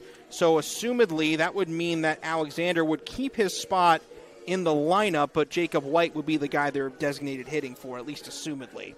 So up comes Zach Wright, Ryder Fernandez, and Josh Fleming here in this 8th inning for the Corndogs. Fans, did you know that UChicago Medicine Crown Point is now open, bringing world-class care to Northwest Indiana? With advanced adult and pediatric services, their state-of-the-art facility is conveniently located at I-65 and 109th Avenue. Zach Wright about to make his way up to the plate. Ryder Fernandez, the player manager on deck. Justin Heisman not here tonight, so Ryder Fernandez has acted as the player manager this evening. And he's done a pretty good job at it. He has done a pretty good job at it. Possibly some coaching in his future. Since he is due up to bat, there is a new corn dog over at first base. It's Taki Chronopoulos, who's now taken over the duties of third base coach with Drew Satunis still over at first. Zach Wright stands in with the neon batting gloves, neon pink, neon light blue, and neon green. Swinging and a miss, 0-1 the count on Zach Wright.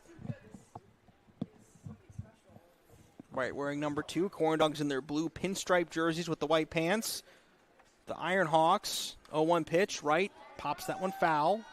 0-2. The Ironhawks are wearing gray uniforms and for the most part are wearing black pants, but a couple of guys out there are wearing gray or white. I was going to say, I kind of like the gray on the white. It kind of looks nice. Yep. Gray on black pants, that's not something you normally see from a baseball team. Usually it's white and gray that you'll see, and usually if you see a color, it's usually only the top. 0-2 pitch, misses outside, count is 1-2. Say no, yeah, you never really see a lot of different colored pants. Yeah, you don't see color all the way up and down. I mean, in the past you did, but modern days you usually do the colored top and then keep white or gray for the pants, depending on if you're home or road. That pitch in the dirt, count is now 2-2 on Zach Wright. Corndogs looking for some insurance runs here in this 8th inning. I was going to say, yeah, no. One or two more probably wouldn't be the worst thing in the world. You're correct about that.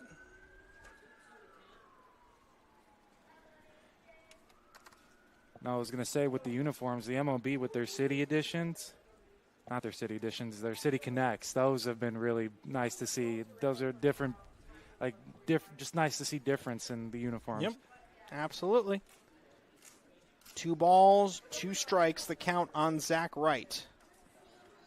Alexander looks in and delivers. Swing and a miss on a pitch low and outside for strike 3.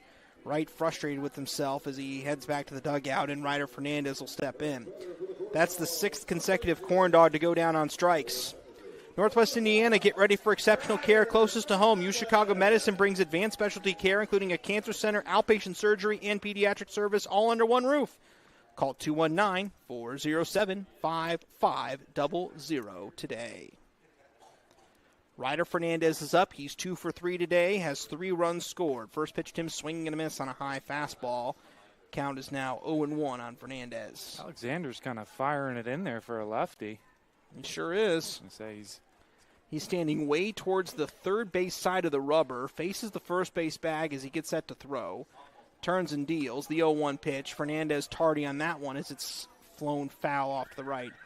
Count is 0-2. Alexander with red cleats. Red glove along with too. the red glove, yeah. So some pops of red from Alexander here. We had the neon theme with Zach Wright up last time up. No balls, 2 strikes. Here's the pitch. Swing and a miss, strike 3. Fernandez caught reaching on a ball out of the zone.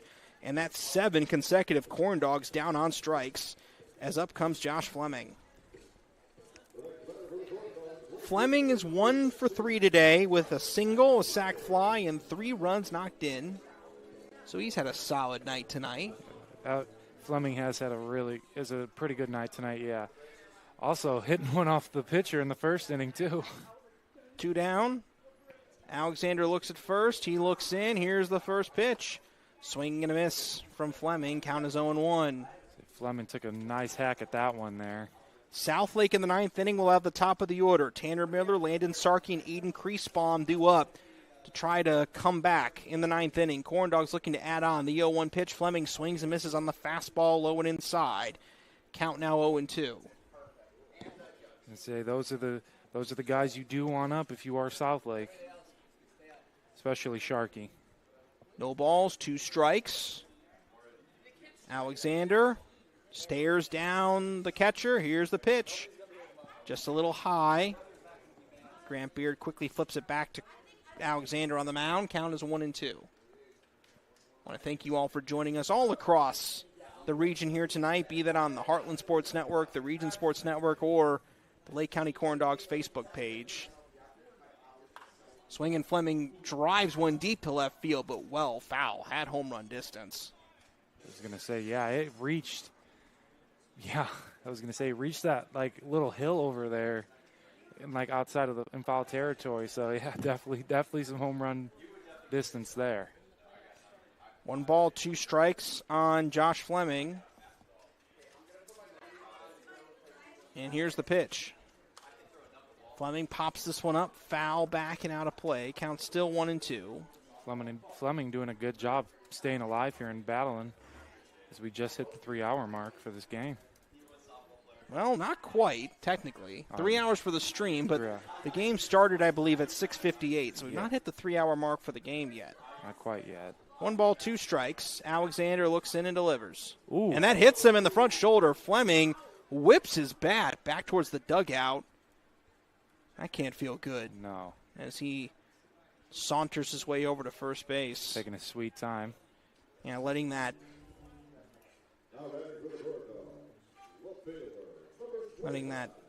pain subside as up comes Zach Sharkey. Sharkey's had a good night. 2 walks, a triple, and reached on an error in the 3rd. So he has reached base each time up. He's 1 for 2 with 2 RBIs and a run scored. That's a productive night. Very productive. First pitch to him. In there for a strike. Count is 0-1 on Zach Sharkey. Also making a very good case for player of the game. Oh, he sure is. Although I'm going to be completely honest. I think Jacob Mish is going to be hard to beat for that. Yeah, Jacob Mish is pretty hard to beat for that one. Pickoff move to first. Not in time, 0-1. So, yeah, if Mish didn't have the night he had, Sharkey definitely probably would have got it in my book. No balls, 1 strike on Zach Sharkey. Alexander looks back at first. Here's the 0-1. Pitch misses outside. Count is now 1-1. Corndogs looking for their 10th league win this season. As a matter of fact, that would be tying, I believe, how many wins they had in the league last year as Alexander steps off the mound and talks with the umpire. I believe he has an issue with the baseball. He tosses the baseball back in. And we're going to have a new baseball. Some sort of an issue with it. Maybe it's scuffed or maybe a little dirty, whatever the case may be. Couldn't get a good grip on it, potentially. Yep. It's amazing how particular you have to be about the baseball. Mm-hmm. You have to be very, very particular about those kind of things. 1 ball, 1 strike. Here's the pitch. Swing and a miss, 1-2. Yeah, if you want to throw a specific pitch, you grab it just the slightest bit wrong, it can go anywhere. 1 ball, 2 strikes on Zach Sharkey. Alexander looks back at first. 2 down. Here comes the 1-2. Low and inside for a ball, 2-2. Trying to get Sharkey to chase inside there. Deuces are wild with a runner on first here in the bottom of the 8th. Alexander ready to go. He deals. Ground ball to the left side, right to Tyler Blair. Gobbles it up, bobbles it, flips it to second. It pulls Miller off the bag, and safe at second is Josh Fleming. Sharkey safe at first. It's going to be an error. This could be the insurance run the Corndogs are looking for here. That was a pretty easy play for Blair at shortstop and just tried to make it a little too quickly. That's an error, and that'll bring up Bradley Ferris. I was going to say, yeah. Looked like he tried to rush it a little too quick. Yep, that's an error. That'll be the second or the third, or that's the second error of the night on Southlake. Both teams with 2 errors tonight. 2 errors apiece. Southlake out hitting the Corndogs, though, 9-7. Up comes Bradley Ferris with 2 down. First pitch to him, a big swing and a miss on a pitch way outside. Count is 0-1. Say Ferris looking to get some revenge for that batter violation earlier tonight. Yeah, he did. That's how his last at-bat ended. Or at-bat in the 4th inning ended. 0-1 pitch. In there for a strike. Fastball perfectly placed on the inside corner. Count is 0-2. Another 2-strike count here for Alexander, trying to get through this inning clean. Let's see if he can make that happen. No balls, 2 strikes, 2 down, 2 on. Sheridan on deck if Ferris can reach. Here comes Alexander. And hang on a minute. Umpire takes time. And writes in his notebook there. Umpire's timeout here very quickly. No balls and 2 strikes still here on Ferris. Ferris has had a struggling night. He struck out 3 times and popped out in the 3rd. So he's 0 for 4 tonight. The lone corn dog in this game to not reach base. The 0-2. That pitch was way outside. Looked like Reard had to jump out of his crouch to get that one and nab it with his left hand. Count is 1-2. Say it looked like Alexander also kind of slipped on the mound after that happened, potentially. Well, sometimes as the game goes on, Dirk gets packed down, gets a little more slick. 1 ball, 2 strikes. Alexander delivers. Swing and a miss on a high fastball, strike 3, and the inning is over. No runs, no hits, 1 error, and 2 left stranded. We head to the 9th. Corndogs lead it 9-5. Ultimate party experience? Bring the excitement with Game Truck mobile video game feeders. Action-packed laser tag and gel tag battles. Bounce houses, epic foam parties, and unforgettable photo booth fun. Perfect for birthdays, schools, festivals, team bonding, and community events. We bring the fun right to you. No stress and no mess. Book your party today and make memories everyone will be talking about with Game Truck.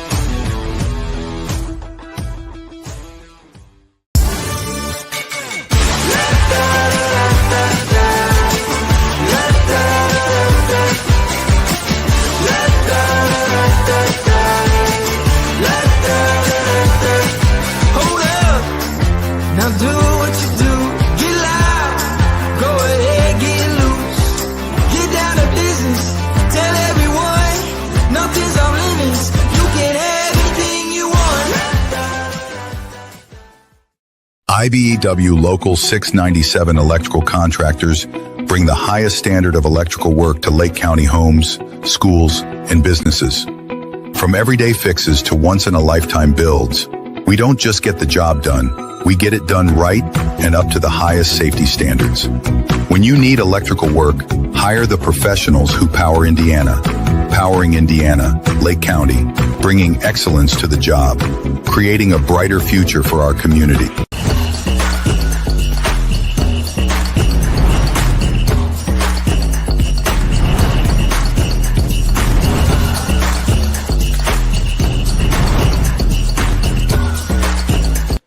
We head to the top of the 9th inning here at Legacy Fields. The Corndogs lead it 9-5 over the Southlake Ironhawks. And Caleb Hacker is back out there to complete this ball game. And what an effort it has been from the Corndogs bullpen. After 5 runs were given up by the starter, Aslan Farinelli, the Corndogs bullpen has completed 4 innings of shutout ball, giving up 2 hits and 1 walk and striking out 11 over the last 4 innings. Incredible effort by the Corndogs bullpen. Yeah. And it's going to be Tanner Miller, Landon Sarkey, and Aiden Kriesbaum due up here in this ninth inning. The Corndogs looking to take sole possession of first place in the Region Collegiate Baseball League. The first pitch in the dirt, just in front of Ferris, and that's ball one.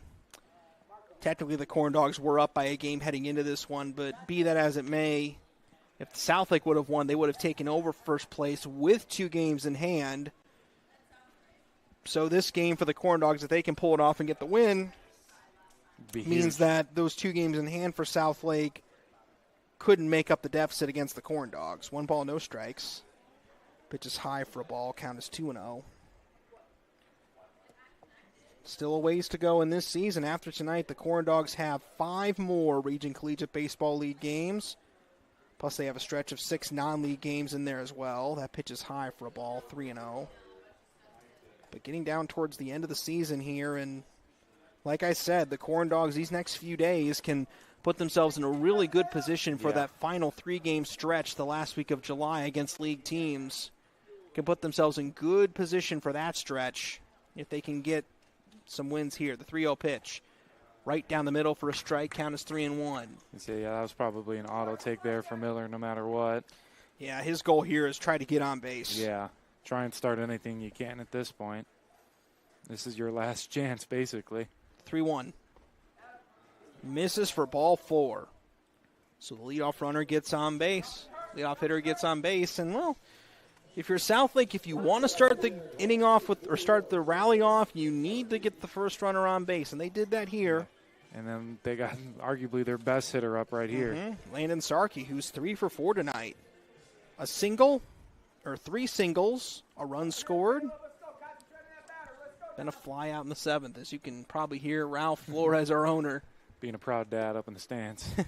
Always involved in these games. Swinging a line drive into right field. That's a base hit. That will roll into the glove of Josh Fleming. On the way to third, Tanner Miller. He will gallop in there. And it's a single for Landon Sarkey. And the Southlake Ironhawks have something going here in the 9th inning. Runners at the corners, nobody out, and Aiden Kriesbaum up. I said it last inning. Yeah. If you're the Ironhawks, the guys you want up in this situation trying to come back down 4, these are the guys you want. These are the 3 guys to get it started, especially Sarkey. Aiden Kriesbaum had an RBI double back in the first inning. Hacker delivers. First pitch misses outside. Count is 1-0. Kriesbaum, Brunfield, and Alexander all due up. Corndogs are without a doubt going for the double play here. Runner at third really doesn't matter that much in this situation. 1 ball, no strikes. Hacker looks and delivers. That's a strike. Count is 1-1. See, that's what you want there if you're Hacker. At least get a strike on the board. 1-1 the count. Hacker. Fastball low and away in the dirt. 2-1. You do not want to allow Kriesbaum to reach here because that would put the tying run at the plate. With nobody out. 2 balls, 1 strike. Hacker, ready, and firing. In the dirt, ball 3, 3-1. Not over yet. Not even close. Kriesbaum with the white batting helmet. Slight crouch, waving the bat on his back shoulder. Right-handed batter, right-handed pitcher. The 3-1 on the way. Swing and a miss. Kriesbaum got really aggressive there on a pitch that was well out of the zone. And it's now 3-2. You needed that there if you're Caleb Hacker. Big pitch coming here. Kriesbaum reaches. Tying run comes to the plate. Hacker gets him to swing and miss. 1 away. The pitch. Outside, ball 4. He walked him, and the tying run will now come to the plate in Nate Brumfield. And Taki Chronopoulos is going to go out there and have a quick conversation with Caleb Hacker. Chronopoulos being the DH, I guess being kind of the acting manager in the dugout right now with Fernandez out on the field. You see the infield starting to come in. Probably the right guy to have this conversation with Chronopoulos being a catcher. He knows these pitchers. He knows what gets them to tick, and you always know how important that chemistry as a pitcher is. So the infield meeting has broken up. The bags are loaded with nobody out in the ninth inning, and the Corndogs up by 4. And up comes Nate Brumfield. But actually, Nate Brumfield's not going to hit. Jacob White is going to come in. So Jacob White takes over the DH spot, and Jackson Alexander keeps his spot in the lineup. So essentially, Southlake has forfeited the DH. One away. Caleb Hacker looks over his shoulder. The pitch, low and inside in the dirt. Ferris barely kept it from going to the backstop. 1-0. It's a nice stop there from Ferris to stop anything from coming in. Hackers needs to find the strike zone here. 1 ball and no strikes with 1 away. Hacker looks in, the 1-0. In the dirt, that gets away from Ferris, but nobody advances. Ferris went back to the backstop, or back behind the plate to get that one. 2-0 the count. This is when you start to get a little nervous if you're the Corndogs. Yeah. Bags loaded. Hackers still struggling to find the strike zone. No outs. You just need an out here. Yeah. I mean, just an out in any way. If the run scores, it happens. Just you get an out. A fly ball, a ground out, maybe a double play ideally here. Double play would probably be your best case scenario. Here comes the 2-0 from Caleb Hacker. That pitch is somehow high. Yeah, I don't know how that missed there. That was really close. 3-0 the count on Jacob White. Hacker in danger of walking a run home and bringing the go-ahead run to the plate and putting the tying run on first. 3 balls, no strikes. The pitch misses for ball 4. He walks home a run.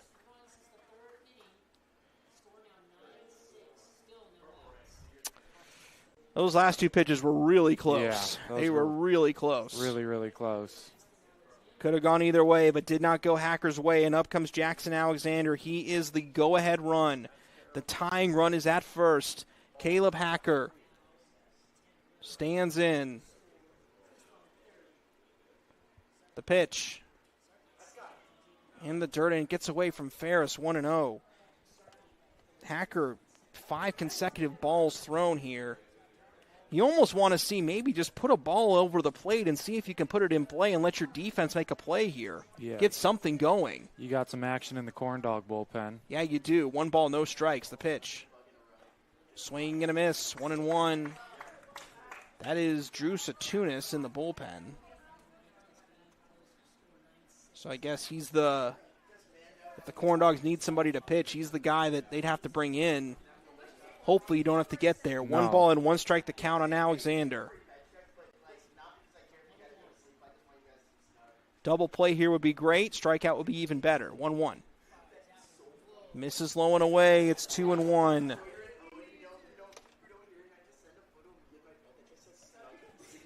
Two balls, 1 strike. Hacker. Ready. Looks in, the 2-1. Swing and a miss, 2-2 on Alexander. That's huge. That is a huge swing and a miss.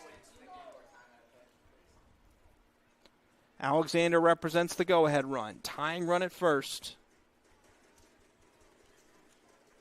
Not really out of the weeds yet with the next hitter being Grant Beard. Not at all. 2 balls, 2 strikes. Hacker, the pitch. Strike 3 called on the outside corner. Jackson Alexander didn't agree with it. Doesn't matter. Strikeout number 4 on the night for Caleb Hacker. And up comes Grant Beard. You're not, like I said, not out of the weeds yet. Beard had a pretty good night also with 2 singles. A lot of drama here in the top of the 9th inning. Yeah. In a game the Corndogs really have controlled throughout, really since the 4th inning. They've really had a good firm grasp on this game. 1 out, first pitch, low and away in the dirt to Grant Beard. Count is 1-0. You walk him on, you put the tying run in scoring position. 1 ball, no strikes. Hacker, back turn to the mound, looks over his shoulder, the kick and the pitch. Swinging a high pop-up into short right. Sheridan, Osornio can barely find it. He drops the ball, picked up by Sheridan, but nobody's advancing to throw home, and he's safe at home, but nobody's advancing to second. Nobody's advancing to second, but wait a minute, hold on a minute. They called that An infield fly rule. That's an infield fly rule. So the run scores, runners advance at their own risk, so it's an out. It's an infield fly. Yeah, that was a pop-up on the infield. What? I didn't see the umpire do it. That's an infield fly rule. So that's what it is. Osornio dropped the ball. I was wondering why Brumfield wasn't advancing to second there. It's because it was an infield fly. That's why. So, okay. Corndogs get a lucky break. You do get a break there. That was a tough situation because Osornio couldn't find the ball, but it's an infield fly, so there's 2 down, and the last chance is is Tyler Blair. Tyler Blair comes up, right-handed batter. Paul Farrett on deck. The tying run is still at first. The go-ahead run at the plate. Runner at third is inconsequential. First pitch is a strike. 0-1. 9-7 here in the top of the 9th inning. In this battle for first place in the Region Collegiate Baseball League, the 0-1. In the dirt, 1-1. This is the biggest at-bat of the game so far. Biggest at-bat of the game and the biggest game of the season. Yeah. To this point. They're only going to get bigger from here on out. The 1-1 delivery. Swinging a high fly ball to left field pretty deep. Sharkey going back. He's there in front of the track. He's got it. Ball game over. And the Lake County Corndogs walk away with a 9-7 win over the South Lake Ironhawks. And the Corndogs improved to 10-3 on the season in league play, and they have a 2-game lead over the South Lake Ironhawks for first place in the Region Collegiate Baseball League. Well, Mason, they had to sweat it out there at the end. Your Hard Rock final score, Corndogs 9, Ironhawks 7. Had to sweat it out, but they got the win. Yeah, no, they did. They had to, like you said, sweat it out there. This game couldn't go away with a little drama at the end. This game was start to finish one of the best games of the season, if not the best game, and the most exciting and the most impactful. So this game lived up to all my expectations, and I'm happy. I'm happy with the Corndog W. Indeed we are. So let's go ahead and give out our Player of the Game award, sponsored by Ironworkers Local 395. Our Player of the Game tonight is going to be Jacob Misch. 3 innings of relief, 8 strikeouts against 1 walk, and was able to walk away with a huge performance here tonight. So the Lake County Corndogs are able to scrape by after South Lake scores 2 runs on 1 hit, no errors, and they leave 2 runners stranded in the 9th inning. Our next Lake County Corndogs broadcast comes on Sunday afternoon. It's a 4 o'clock first pitch as the Corndogs host the post-94 Vikings as they continue this stretch in league play, and the Corndogs try to inch closer to getting themselves that number 1 seed in the conference tournament or in the league playoffs, and also potentially getting themselves a home field advantage as well in the first round. Potentially, if they beat Post 94, they have a chance potentially to clinch that spot as well. For my partner, Mason Waters, I'm Joshua Lepowski saying so long for now. Lake County Corndogs win it 9-7. So long, everybody.